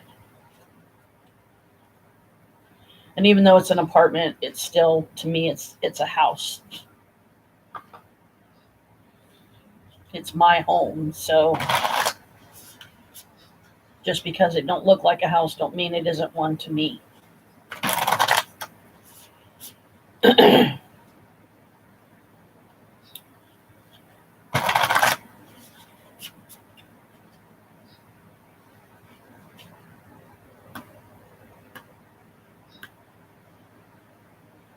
What is my affirmation for today? Sanctuary. Good for you. It seems you've earned some time away from the chaos of life. It could be as small as a bubble bath or as big as a trip, or maybe it's a small trip to a big bubble bath, or a normal sized trip to a tiny bubble bath, or maybe you tripped and fell in someone's bath. Whatever it is, it's waiting for you with open arms. Just pick your favorite sanctuary and unplug for a bit if a bath is involved. It's just blue card. It's got words on it. Some of them don't have pictures. That's one of them.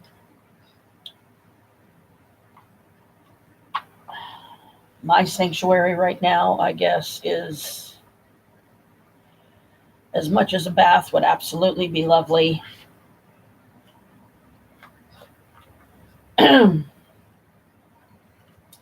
I just haven't gotten around to it yet, and don't know when I finally will, because right now, because I recently re-dyed my hair my blue-purple color, which I haven't done in a while. I don't want to do something like a hot soak in the tub and then get out of the bathtub and have a bunch of hair dye all over my body, even if it's just, small bits here and there. Bella, quit! You're not going out. Get over it.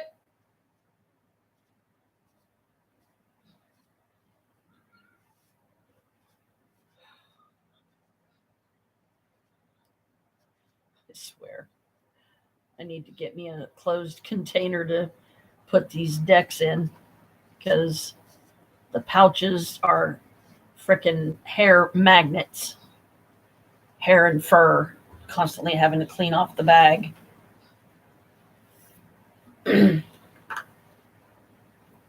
Dragons.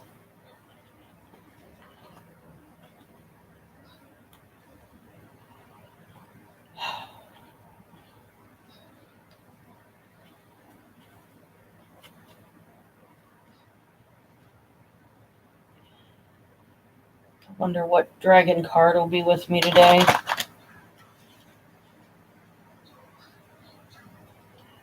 With the current state of things and the fact that I'm in the grieving process.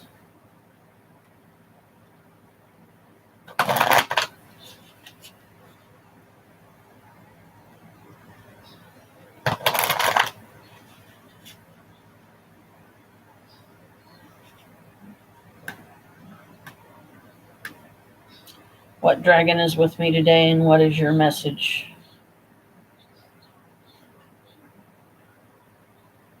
Didn't expect that one. But then again, I don't really know if I was expecting a particular one. It's just, it's always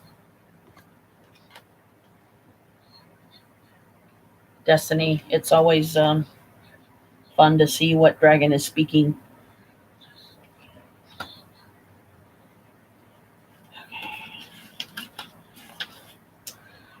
Destiny 85.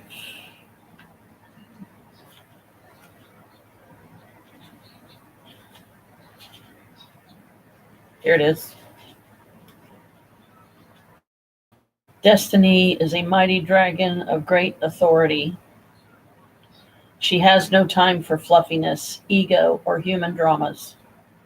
As she puts it, she and her kind have been hidden in the depths of the earth for eons, waiting for us to be ready to take back our power and stand in our individual and collective might. She wants to galvanize us into action so that we stand strong against adversity and, if necessary, fly in the face of authority to challenge systems that are no longer fit for purpose. She says, if you want change, you need to be that change, not wait for others to do it for you. You do not need their permission to live your life your way, nor can they absolve you from responsibility. It is your life, your journey, your path, your walk. You walk your way. Light and fluffy will not create lasting changes on your planet. Have you ever tried moving a large square flat bottom stone uphill? It is impossible. As humans, you need to come together and work in union, not isolation. Take responsibility for who you are, hold the vision of what you wish to create, and work together with others. We are facing periods of change and, at times, adversity. We, as people of Earth, can only achieve a more secure future if we come together and work for the good of all. We can be the change. The time for division has passed. It is time for us to unite, collaborate, and work in unison. Now, that one I take several ways.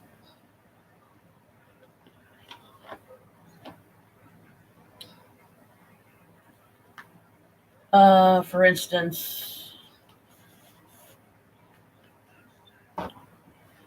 me and my brother fighting at the worst possible time.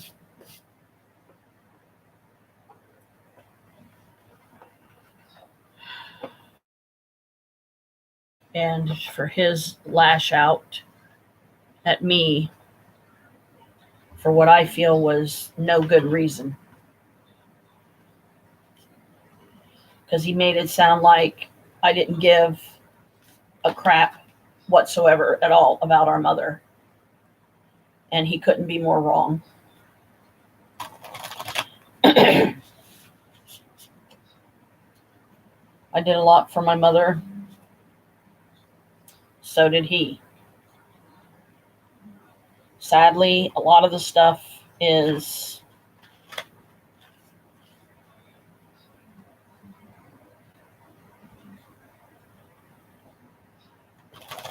goes unacknowledged, unrecognized. Nobody's saying good job and patting you on the back.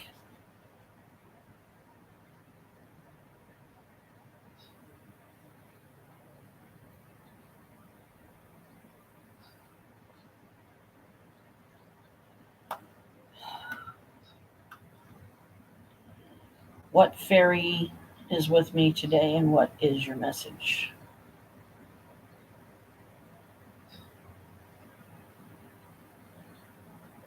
A blessing of the unseelie.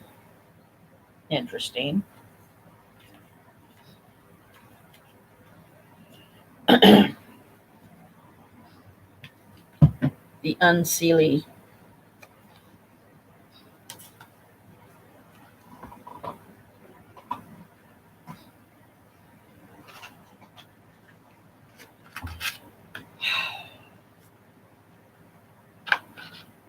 Card number 2 in the deck.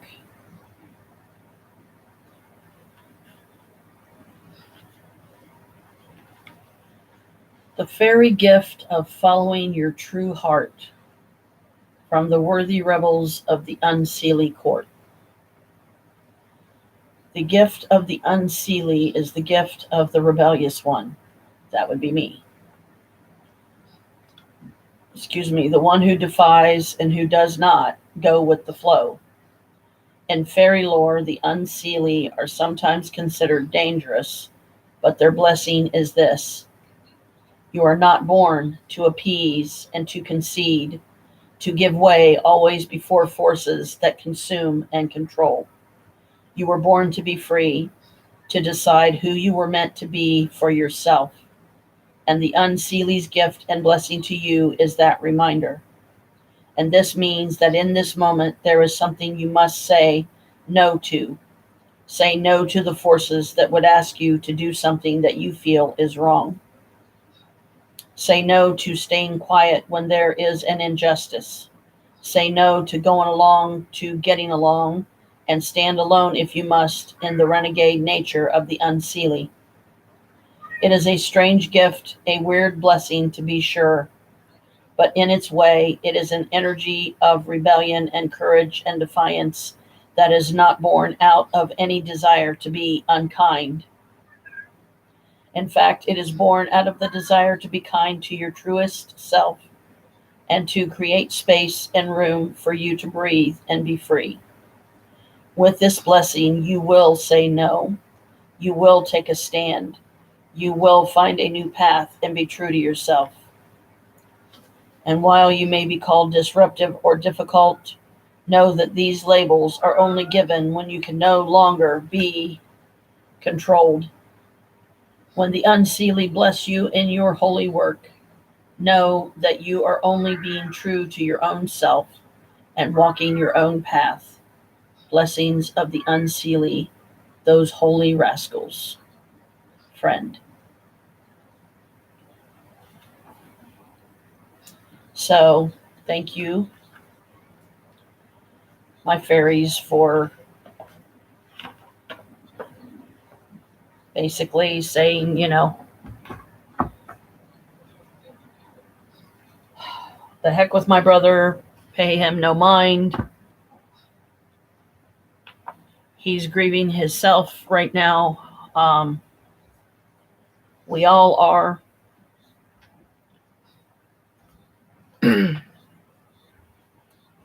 But he also needs to recognize and accept the fact that he does not control me or anybody involved in this situation. How we choose to deal with it is our right. And I'm not going to have him making me feel like he's bossing me around just because he can. Just because his mentality right now is, well, somebody's got to take care of all this stuff. And he's true. He's true there. It's true there, but he claims that too, and I am grateful for that. I commend him for that. Um,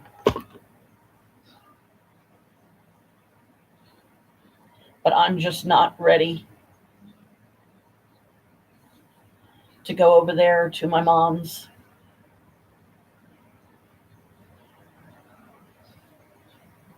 and start going through her stuff because she's gone. And I am definitely not comfortable with the idea of Carl taking all of her stuff and putting it in storage up in Mount Gilead where nobody can reach it.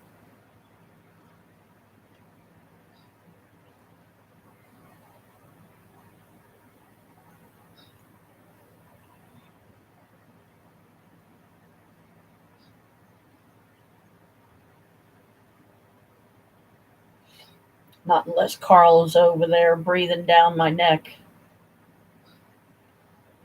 and making sure that I'm not going to take something that he feels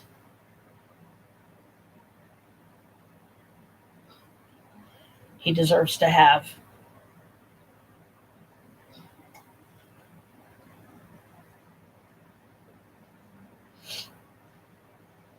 Because my daughter and her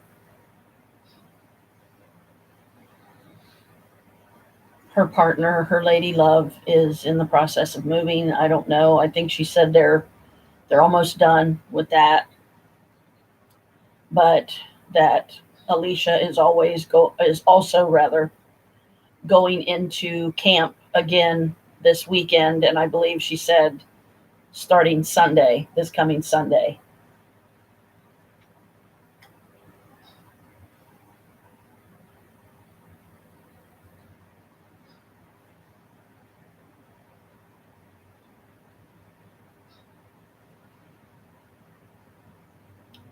So I probably won't see her for a while.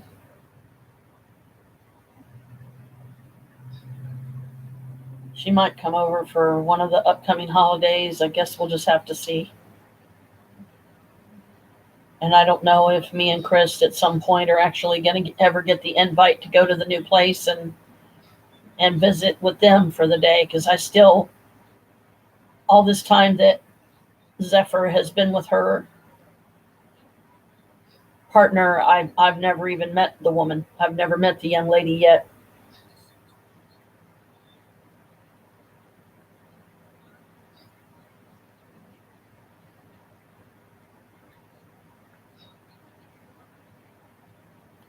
My mom and Jim got to meet her, but no one else in the family yet. So uh,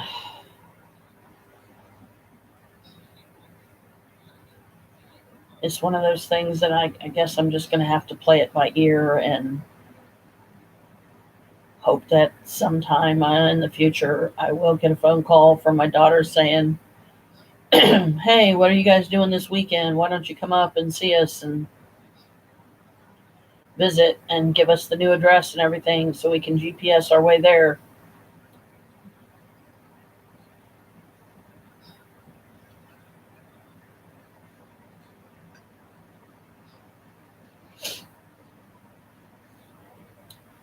She's somewhere in Covington, Kentucky, I believe. Um, the next, I don't know if it's considered major holiday or not. I guess some people probably consider it major, some maybe don't. Father's Day is coming up next month, and also the summer solstice from a Wiccan perspective. So, because I never did do a Beltane ritual, I may combine a Beltane with a summer solstice, like combine the two together in some fashion.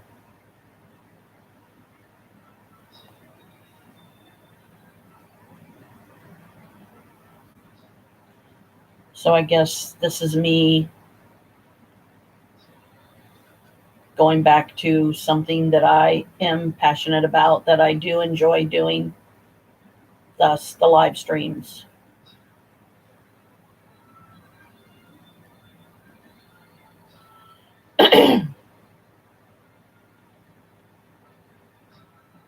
But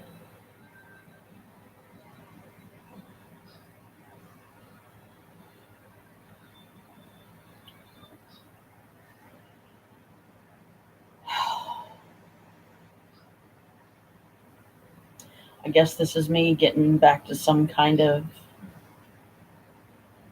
sense of what's normal for me. Do the YouTube thing for a while and then take a break.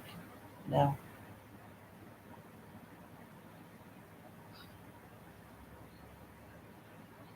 And I've given up the concept about ever getting paid because I just don't think I'm ever going to have that many followers.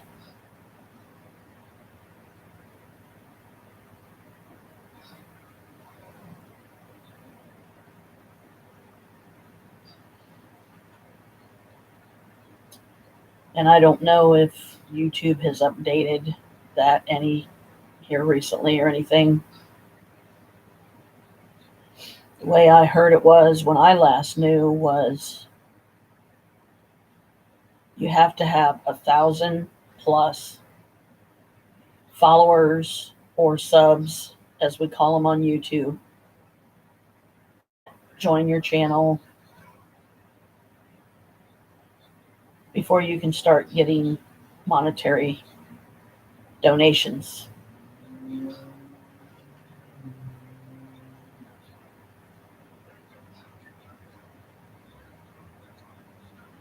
And as lovely as that would be, and as much as I could use the extra money, I don't trust that YouTube wouldn't just screw me out of it anyway, and I would get little to nothing.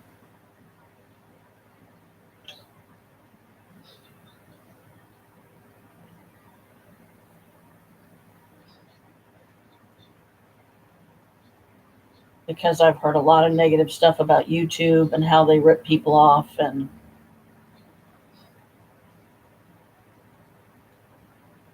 shame on them is all I can really say. But they need to remember, karma will get you in the end, and you probably won't like it. Like right now, karma is waylaying my brother because all the guilt and all the negative, really, really, really bad stuff that he did to our mother while she was living is now coming back to him and hitting him like a ton of bricks. So much to the point where he can't even have a normal conversation with anybody on the phone without breaking down in a handful of minutes of being on the phone. And he's crying and he's hurting. And then sometimes when he cries, it makes me cry, because not only do I feel bad for him, but the loss of a deep wound.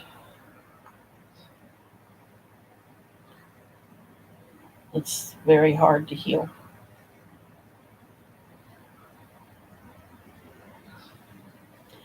So Kelly Zinkin, my friend, if you're still on here and still one of my subs, please let Brian and the coven know that I lost my mom.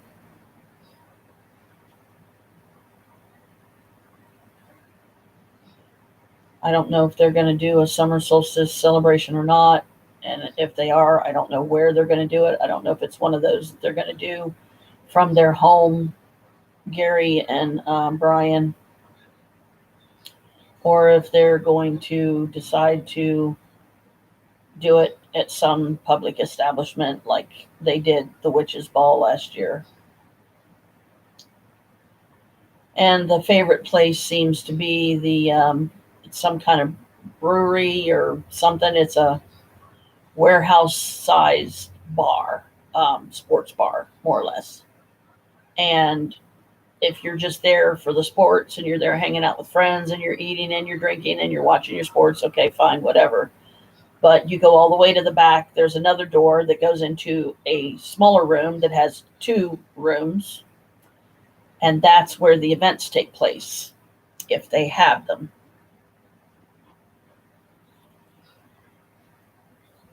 Um,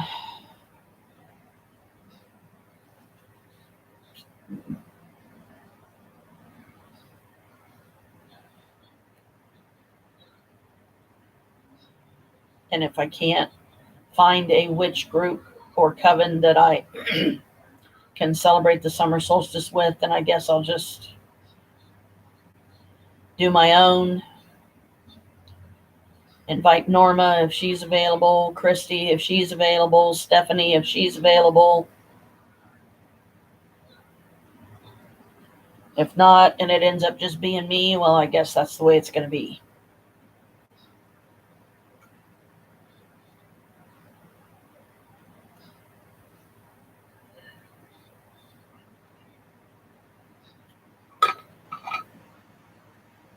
I usually have cold liquid in this. This is my new sleeve that I got from my Phoenix bottle. It's got a nice long strap, so I can actually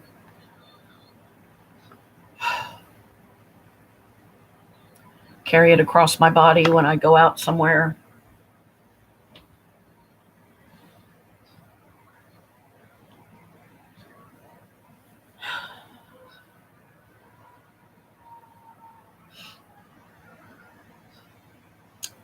Well, rather than have a very awkward, stupid long pause here, I guess I'm going to go dig out my books.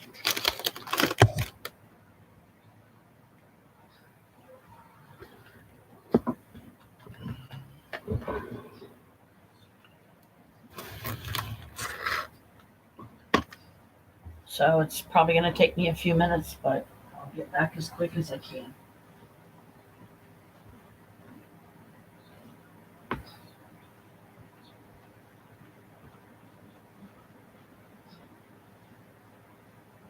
How long is this series? Probably 20 fucking seasons.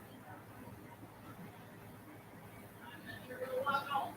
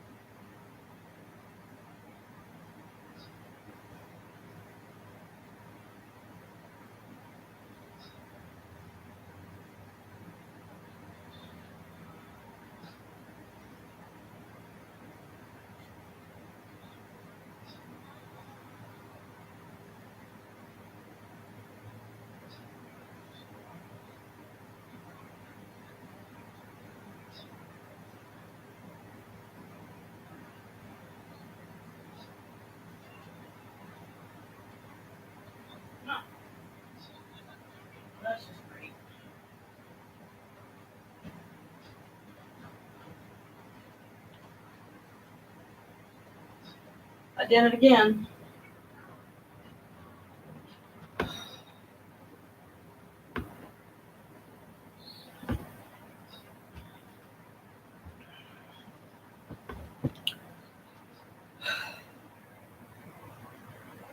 I put them somewhere and I don't know where.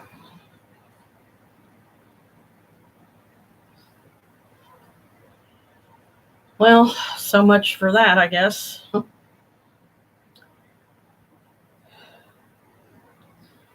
The only ones I've found is Good Magic, Living Wicca, and The Everyday Empath.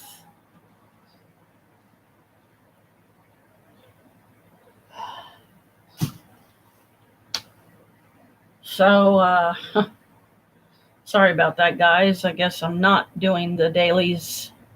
At least I did the cards, but Expedite, please help me remember where I put my Daily Goddess and 2 daily spell books that I read from like every day.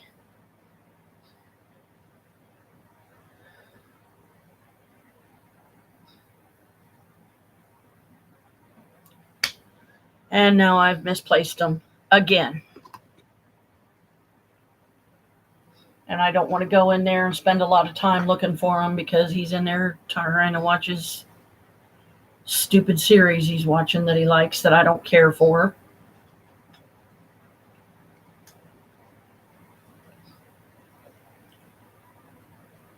And he will literally watch them all day, all fucking night,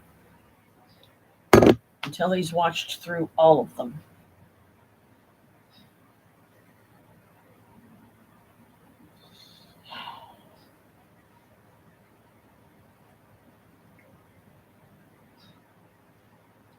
What happened to taking turns and letting me watch some stuff that I want to watch?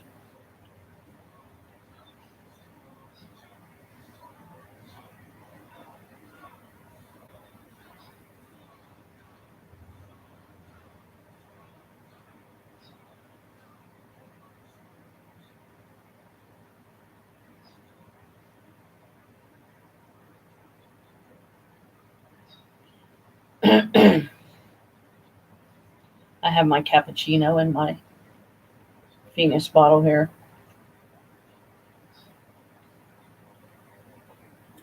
But it's like lukewarm.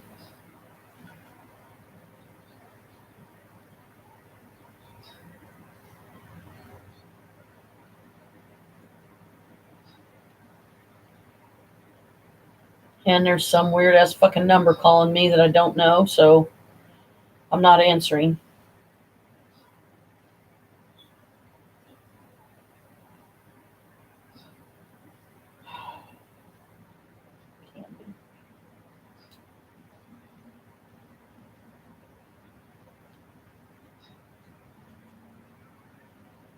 Poor big blue dragon.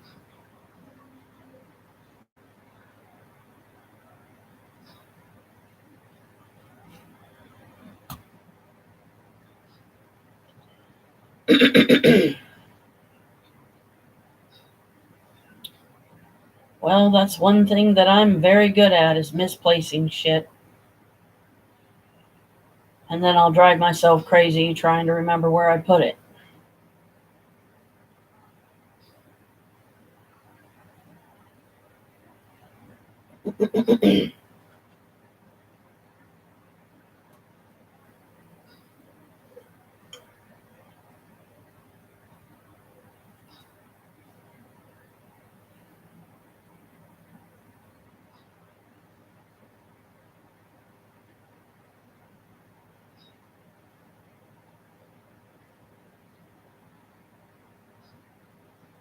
That was weird.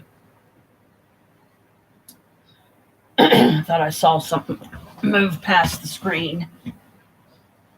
Um,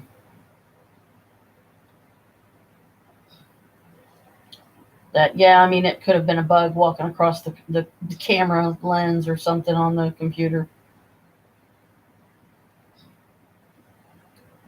Because whatever it was just like a flash and went across down here. So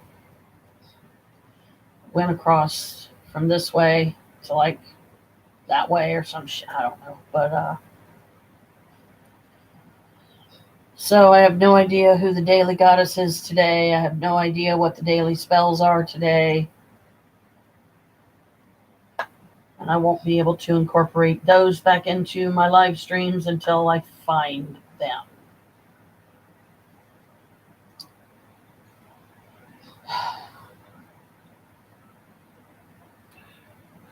Which is definitely easier said than done.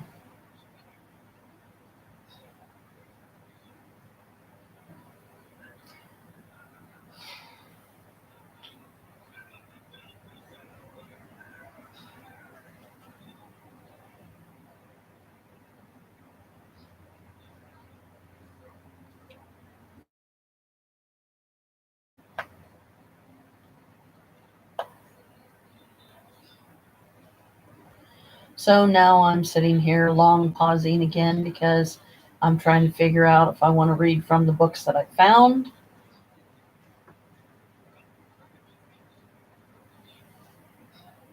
Until I find the others.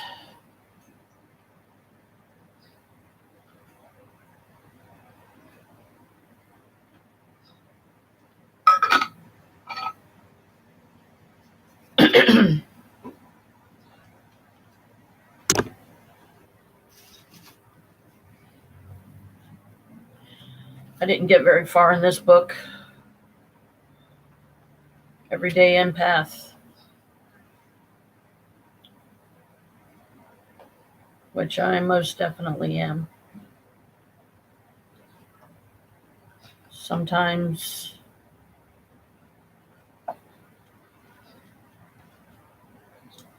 you got to learn to shut it off. You got to learn to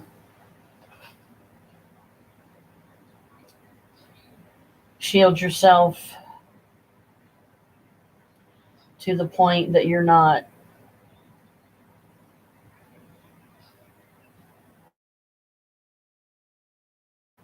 and in the process overwhelming yourself.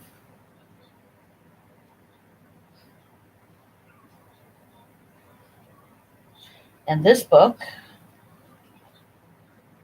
is literally from Lori Cabot's Enchanted shop in Salem, Massachusetts. So this book is actually from Salem. I still hope to go there one day and make a nice weekend trip out there, us 4 girls, but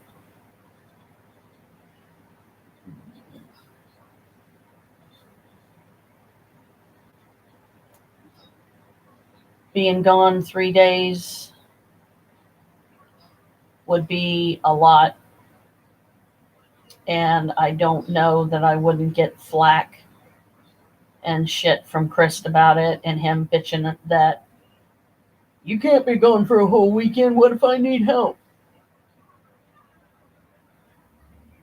So once again, you expect me to just put my life on hold to help you, and I'm not allowed to have my own life. I'm not allowed to get out and do what things I want to do.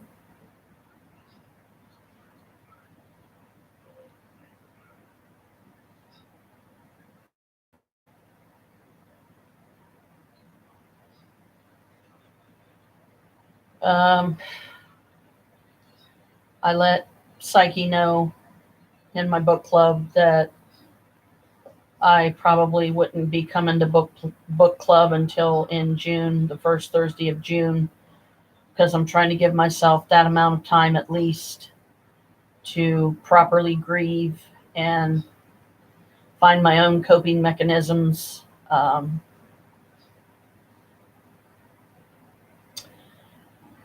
Which right now, some of it for me is taking my office back, using the bedroom as an office during the day, and doing my own thing, and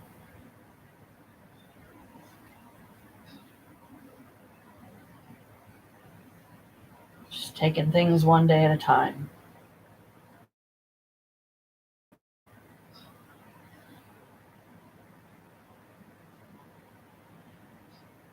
And I thought of doing a book club on here of sorts, but that would involve a commitment that I don't know that I could realistically stick to right now with everything that is expected of me, not only with the situation with mom, but also helping to take care of Chris. Now he does try to do a lot of stuff himself, and I commend him for that. I think it's great when he gets up and does stuff for himself.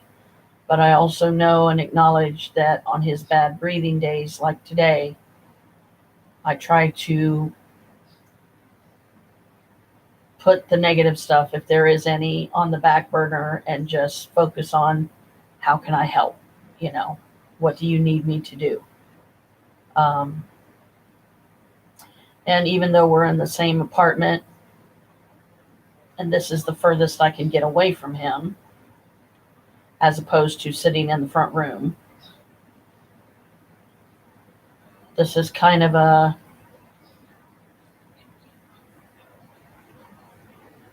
witchy way to get some time apart.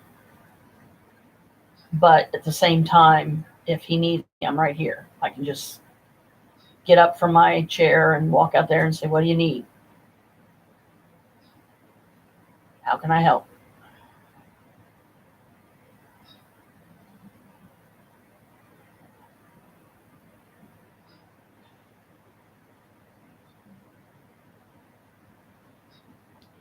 And all I've had to eat significantly right now is that salad that I just wolfed down, and my garbage bags are full again, so I need to make myself tie them up and get them out to the trash before they become 5 or 6 bags again,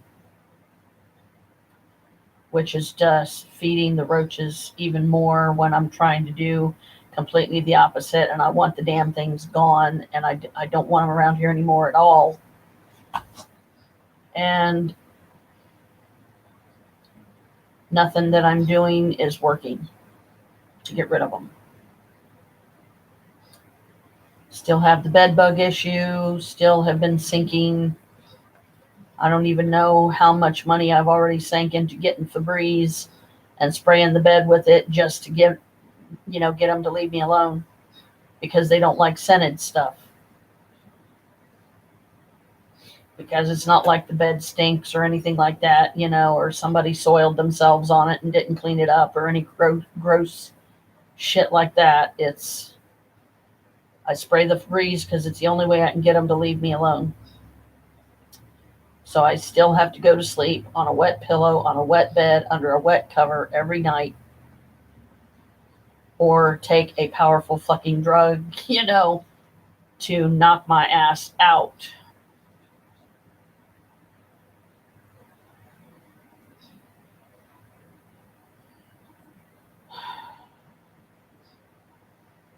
Like cough syrup, but I try not to do it as a sleep aid, because to me that's kind of wasting it. I have sleep aid pills. They're only 25 milligrams, and there's 2 in a pack, so I only take 1 of those. But it's a timing thing, and I don't want it to cause me to oversleep and to wake up through half the day with the sleepies, because I'm still feeling the effects of sleepiness.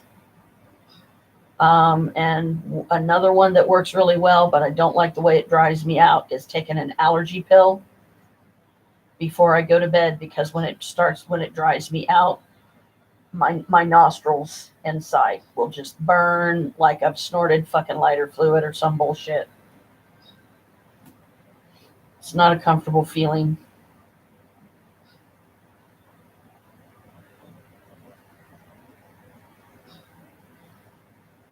But at least if any of the damn things bite on me, I don't seem to feel it as much, because the allergy pills block the, it keeps your eyes from watering. It keeps you from sneezing your head off. It keeps you from weepy eye, runny nose, the whole thing. Typical allergy symptoms, listen to me. Allergy symptoms,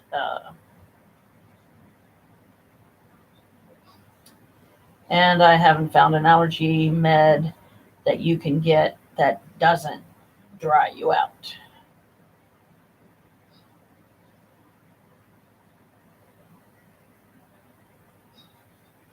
And I'm also trying to decide if I want to talk anymore about the grieving stuff or conclude that, shut that book, and read something from a more positive one.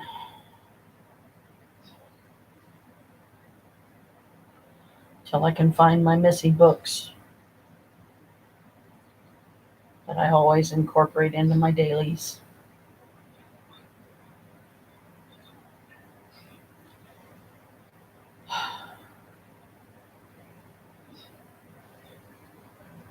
But what else can I do? Because he's in there watching stuff that I don't care for. And sure, I could be a female dog and go in there and say, okay, I'm watching this shit for the past 2 days straight. I want to watch something that I want to watch.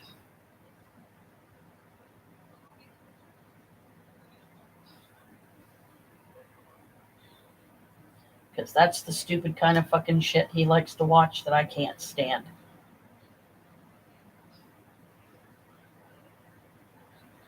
I mean, it's Dungeons and Dragons cartoons, for God's sake. And to me, it's downright fucking ridiculous because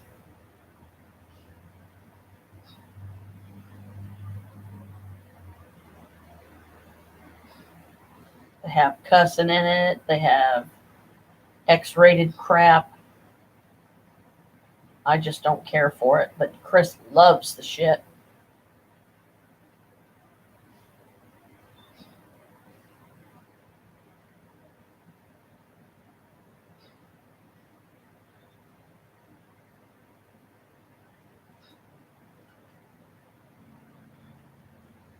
And hopefully, by the time June rolls around and I'm um, talking with Psyche what the next book is that I need to get and read so that I can have discussion in book club that night.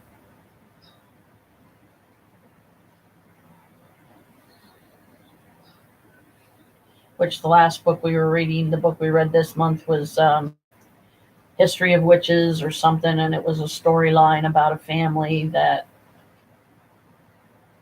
the females in the family have magical abilities, but a lot of the males that are their companions don't like it, so they do the stuff in secret to keep peace in the household.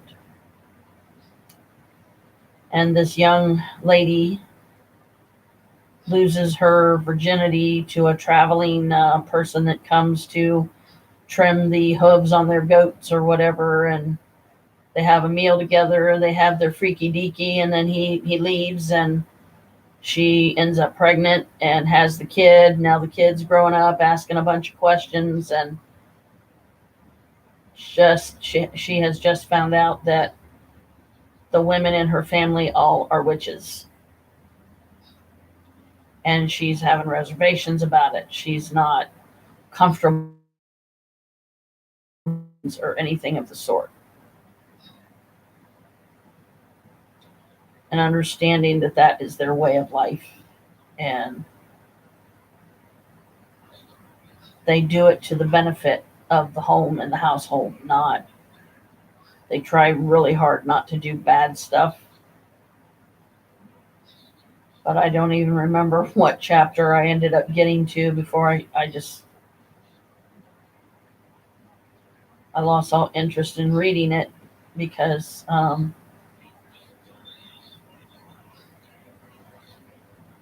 taking care of Chris is just taking too much of my time, and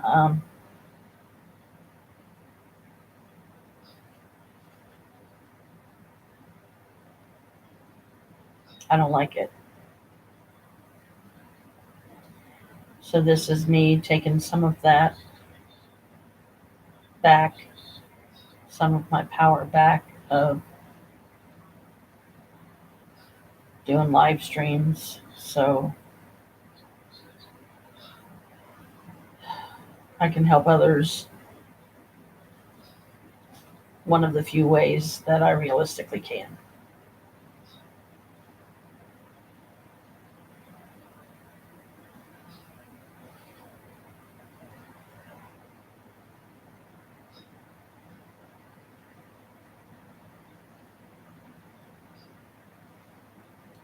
And does my mom even know she's gone? Has she accepted it? And if so, then she may go away for a while until her spirit can heal. Watch through her life review and hopefully be all the better for it.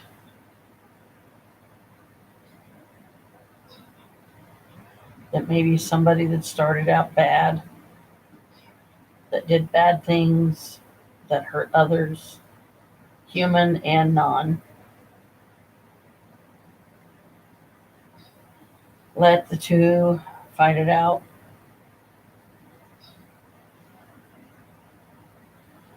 But also make sure that, you're not wearing any needless jewelry, because especially necklaces and earrings and whatnot, bitches tend to yank off of you, which rips the fuck out of your ears, and it takes that skin forever to heal.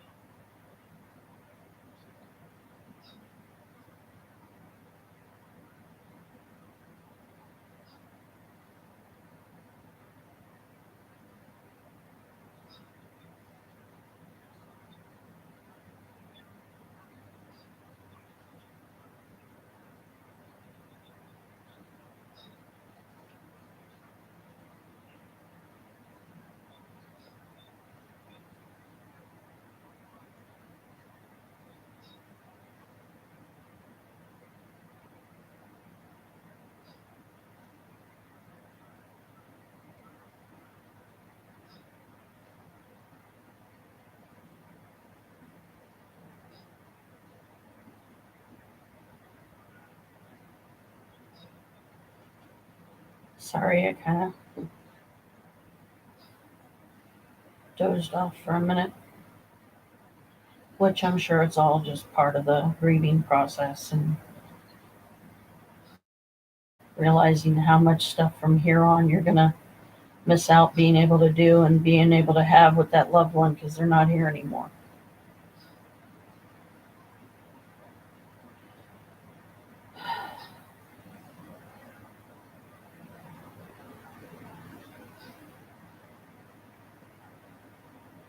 I'm feeling very tired,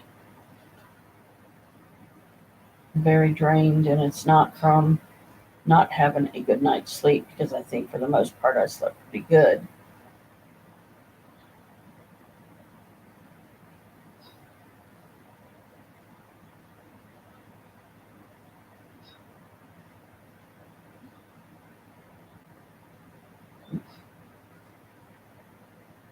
And I also need to uh,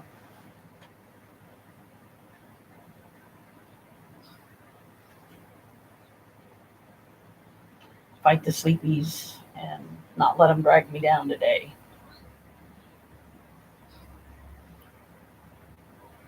And I really don't want to go the route of taking a stack or three, because once that thing kicks in, if I don't take Pepto Bismol before it has a chance to take in or to absorb into my system and everything, then I'll have an upset stomach, guarantee.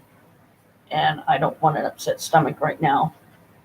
I already had to deal with some nausea a little bit ago because I had some gas that was being difficult about coming up, and sometimes the nausea goes away once I do belch a couple good times, and then other times I have to be careful that it's not the type of nausea that if I burp, I end up throwing up. And then acid reflux comes up into my throat, burns, tastes absolutely horrible, and I either spit it out or swallow the shit back down and chase it with something. I don't have any over-the-counter meds for acid reflux. I believe Nexium is one of them, but I may have to find a generic version of something like that and try that. And something over-the-counter, something that's not, like considered a narcotic or some bullshit, because I don't need the bullshit from others over it. Well, what authorization do you have to fill this prescription? It's like, you know what? Fuck you, all right? I'll just go somewhere else.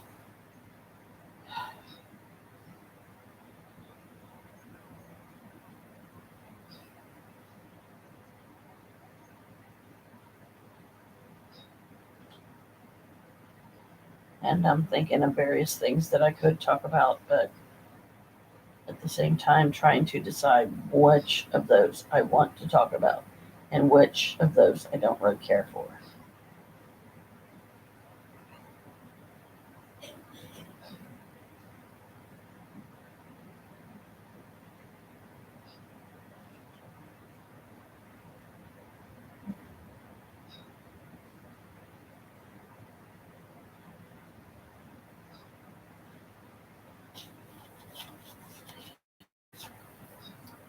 And trying to decide if I even want to read today.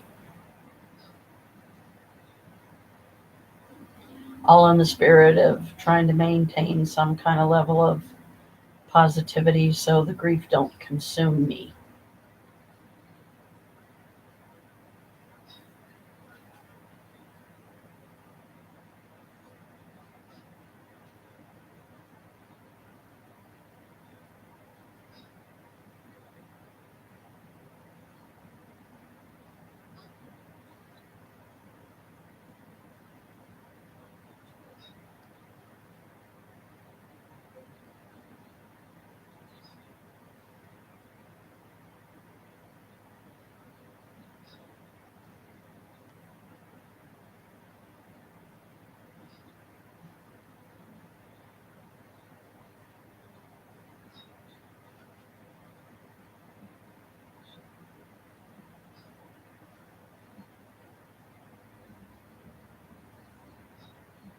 There I go, pausing again.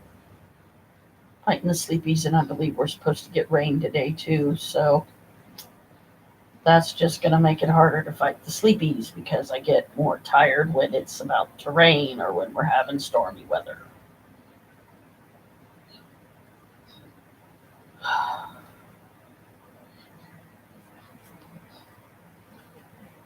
Hey, Kalika. Hello.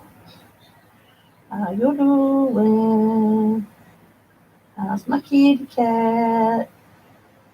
Mama's kitty cat brat.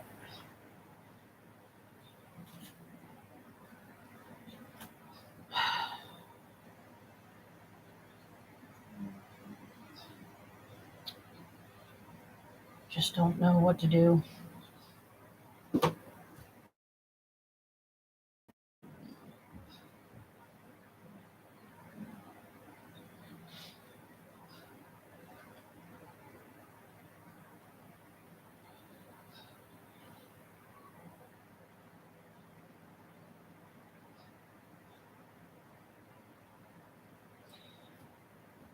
The grieving process for me, the best way I've been able to describe it to people that know me is I have periods of calm, like right now, when I most feel like myself, and then I have periods of tears where all I can do is cry and not let the grief consume me or the guilt of I should have gone over more. I should have spent more time with her. That's not going to change anything that's already happened. I can't wave a magic wand, go back in time, and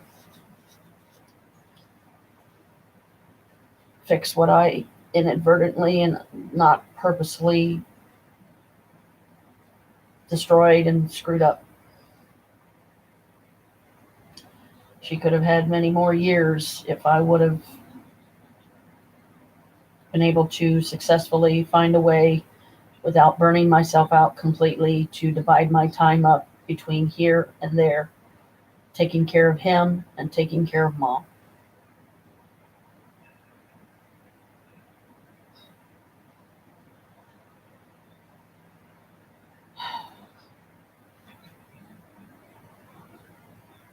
I'm also trying to decide if I want to even go through the BS of getting Advocate Life reinstalled on here now that I'm back to Windows 10, so that if I've run out of things to talk about or whatever or do on my live stream, then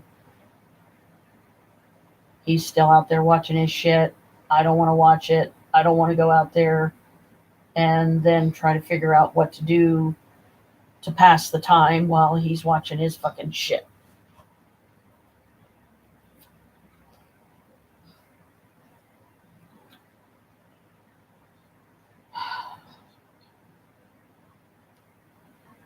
But at least on the positive, I did spend some time at Norma's yesterday for a little bit and hung out with some friends and stuff. And, well, just mostly it was just me, her, and Robert.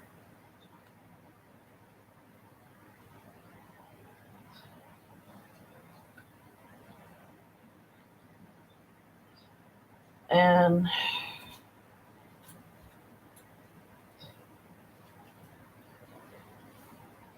Robert gave me a hug and said, "I'm sorry for your loss, sweetie." I said, "I know, thanks. It always hurts the worst when you lose your mom. Not that it can't hurt equally worse when you lose your dad. It depends on the person. And it depends on the lifestyle and particular family and how they lived, you know. Were they a close-knit family? Were they a love-hate family that one minute they loved each other and they could be loving towards each other, and then the next minute they're fighting each other tooth and nail and can't safely be in one room together for very long before they're at each other's throats? And I mean physically. Um,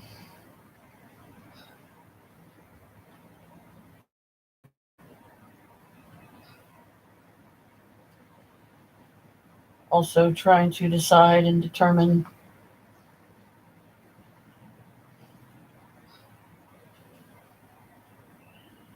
when am I going to feel together enough to be able to go over to Mom's and start picking out some things, preferably with Carl not there, so that he can't decide that, you know, he wants to keep them just so I won't get them, and he really don't want them in the first place. He just don't want me to have them. And he wants to keep being a jerk when we are supposed to be supporting each other. And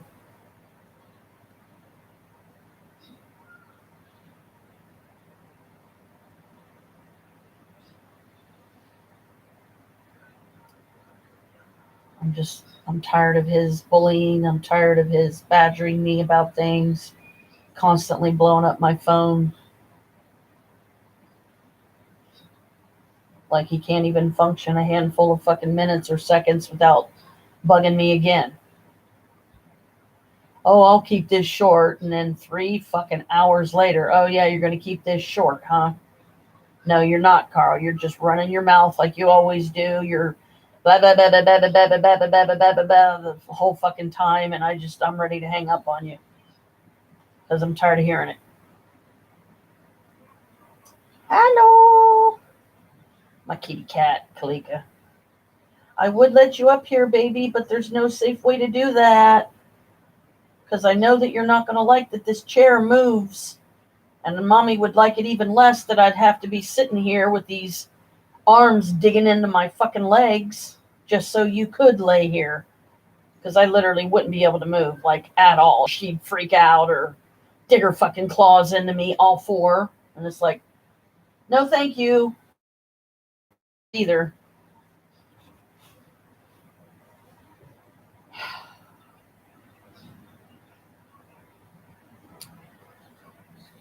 Well, I imagine I could get up and, start doing some bit cleaning here in the bedroom, but my my dragon, Camby, is so big that I just really have a hard time finding a place to set him up.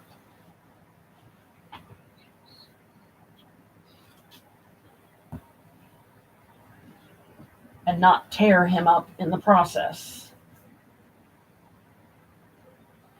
Because he's big, so he's a lot to lift. See?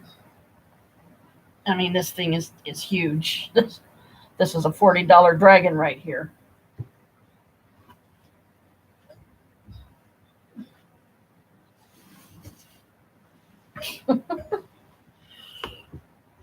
The bed is one of the few places that I can actually fit him.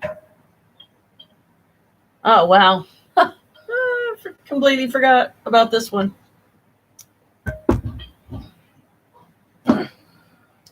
What else is down here? Oh, golly crap. Well, let's see. I know I could just put some random stuff in here. I don't know what. Oh, okay. Yeah, I remember what that's about. This was a box that I had some stuff in that...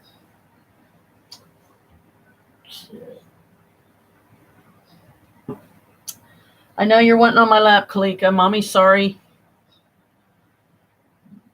But I just don't know a safe way that I can do that.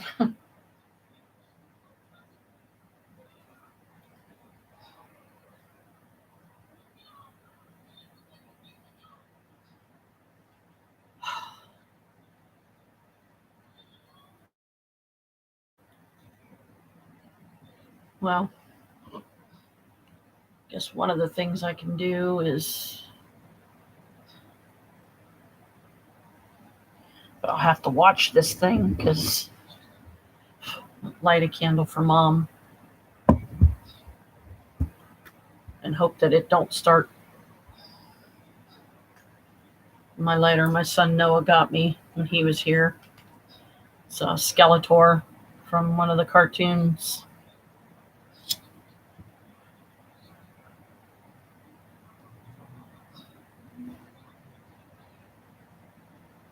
If I can even get this thing to light.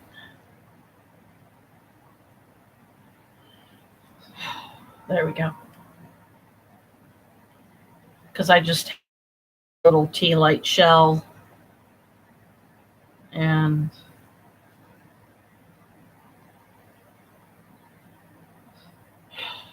sometimes these candles will drip and fill, and then they'll start spilling out all over the place. And that's what I'm trying to avoid. I don't want them spilling out all over the place.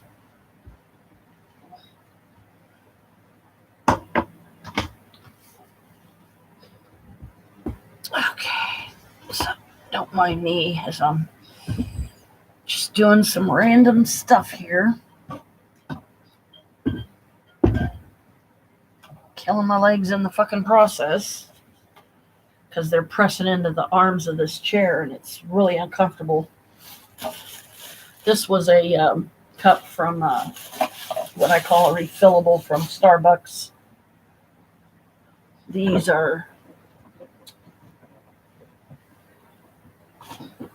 random shape size boxes that I have put stuff in that I have been meaning to get another load of stuff together to go over to the storage unit.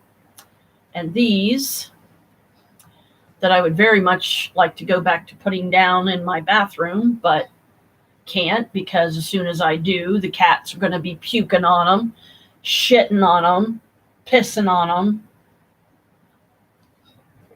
And then that defeats the whole purpose of washing them in the first place.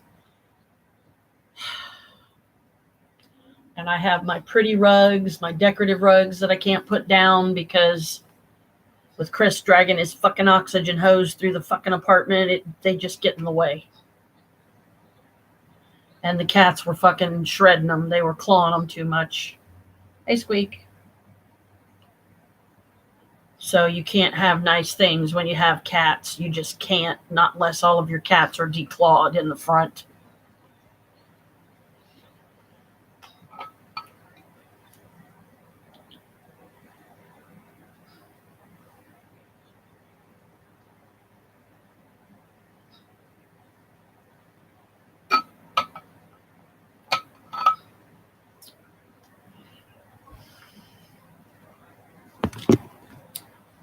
No more Christmases with Mom.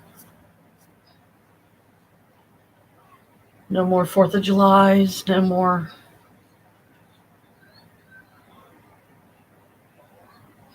passing out Halloween candy at her place because we don't dare to do it here because nobody would show up. No kids would feel safe enough to walk down these streets. Because even though it's Broad Street, it's not considered a residential street like the designated areas where they do have the trick-or-treating every year.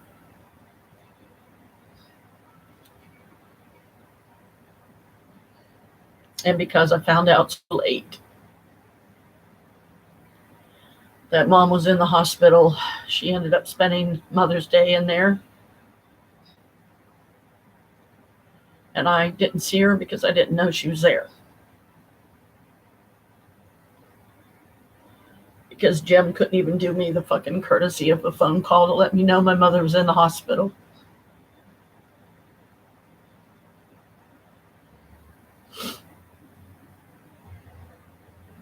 So I could have sat up there longer with her and I could have been there more.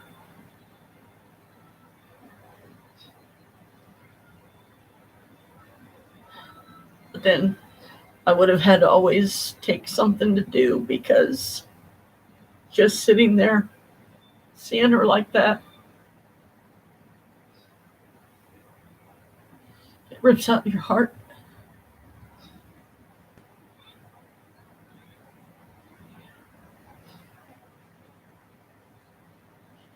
And you can't help her. You don't know how. You can't make her better. You know that she's dying.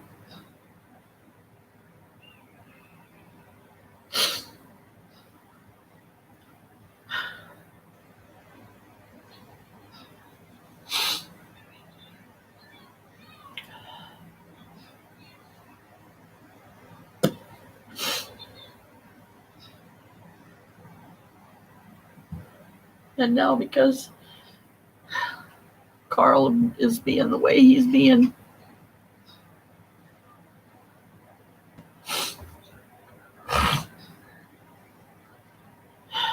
it's going to be a constant challenge to try and get over there. And Carl's not going to be there. Because I've got a bunch of like Halloween decorations and clothes and stuff there that are in the closet in the spare bedroom that she called her day room, that she most of the time never even sat in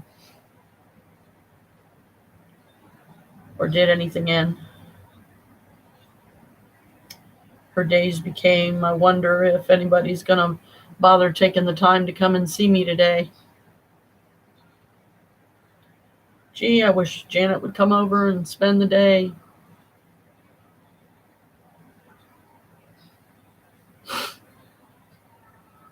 And then turning on me in the end.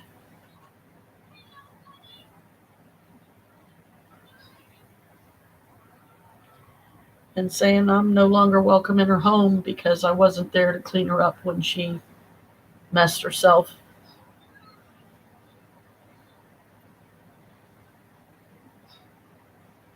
And I don't think that was right, and I don't think it was fair for her to be that way towards me for that reason.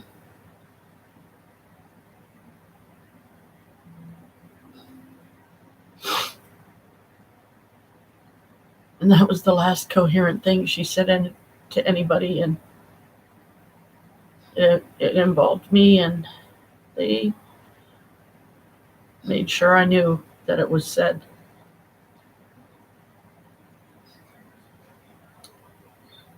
And I believe my brother was the first to say it.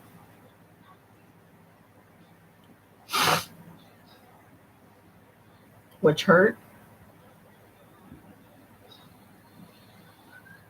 About as bad as my mom saying it at all.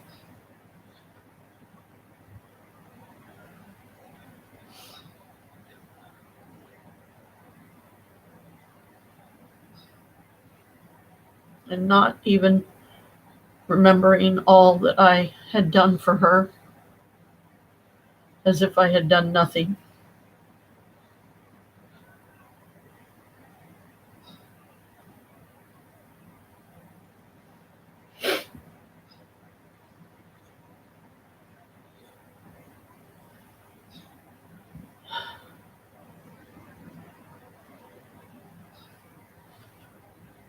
I don't know when or if I'm ever going to get around to doing my resin pieces again. I haven't even been able to sell any of them but a few of the jewelry boxes.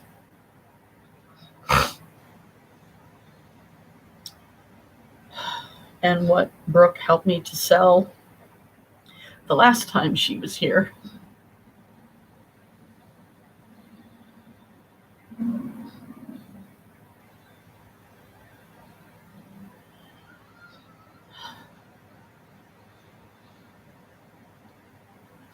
I'm glad she's coming tonight. I'm just so sorry that she didn't make it here to say goodbye to Grandpa.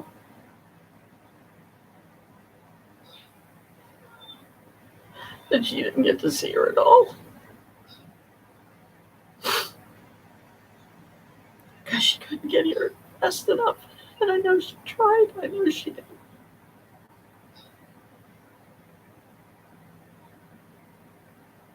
And I can just imagine how devastated Michael is right now.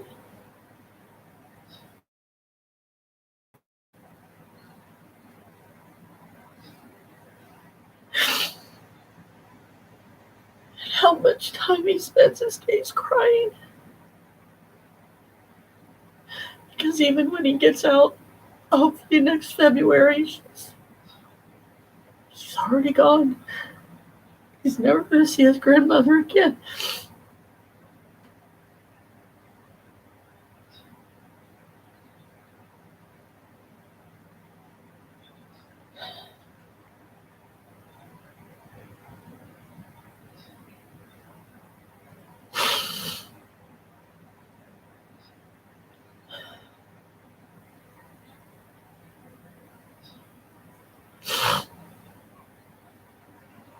And all I can do is sit here and say how sorry I am that things got so screwed up.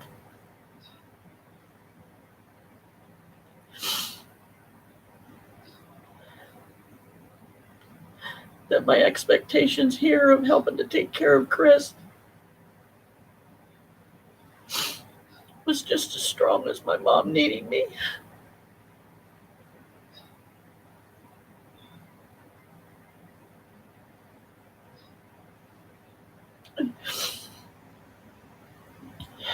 It's not like anytime I wanted to go over and see Mom, Chris would tell me that I couldn't.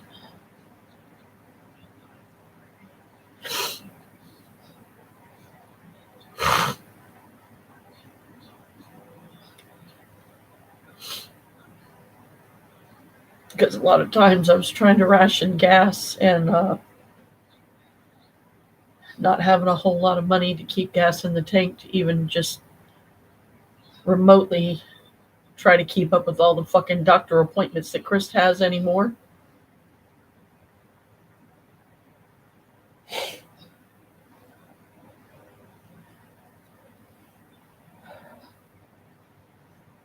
Yeah.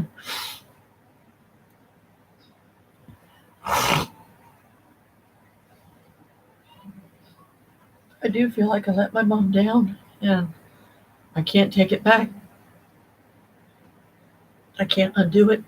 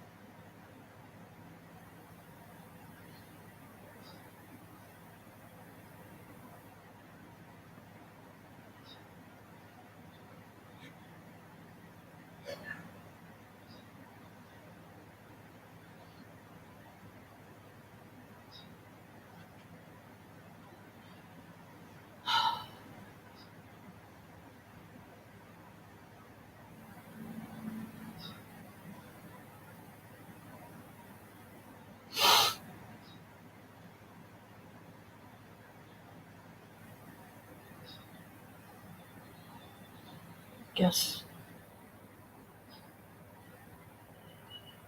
I might as well just close this session out and figure out what to do next. How to get through the next part of the day.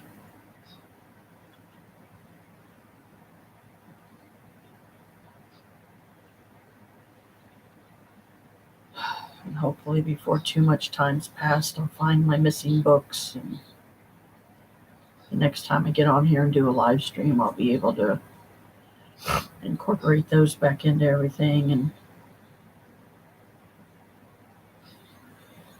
alternate between reading them before reading the cards and sometimes after. So do the cards first, and then other times do the books first. Spells.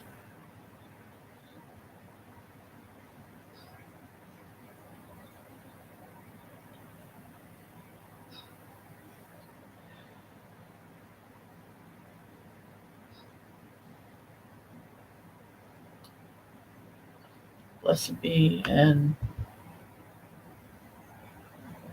I guess I'll see you guys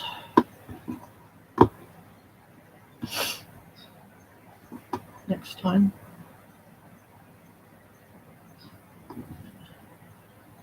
I can even remember. Here we go. The icons that I'm used to being on the bottoms back up to the top and to my right now, so I had to search to find them because I was looking around for the end stream, and it's like, okay, it's usually on the bottom. Where is it? Well, it's up here next to the counter. So blessed be y'all, and thanks for those that have stuck with me. I am still Coven Moon Dance, and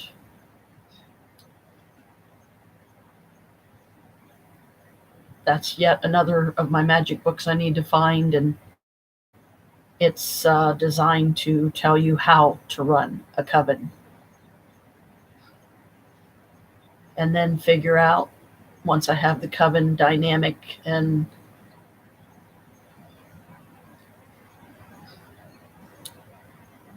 everything ready and everything in place, and then just looking for witches that want to join.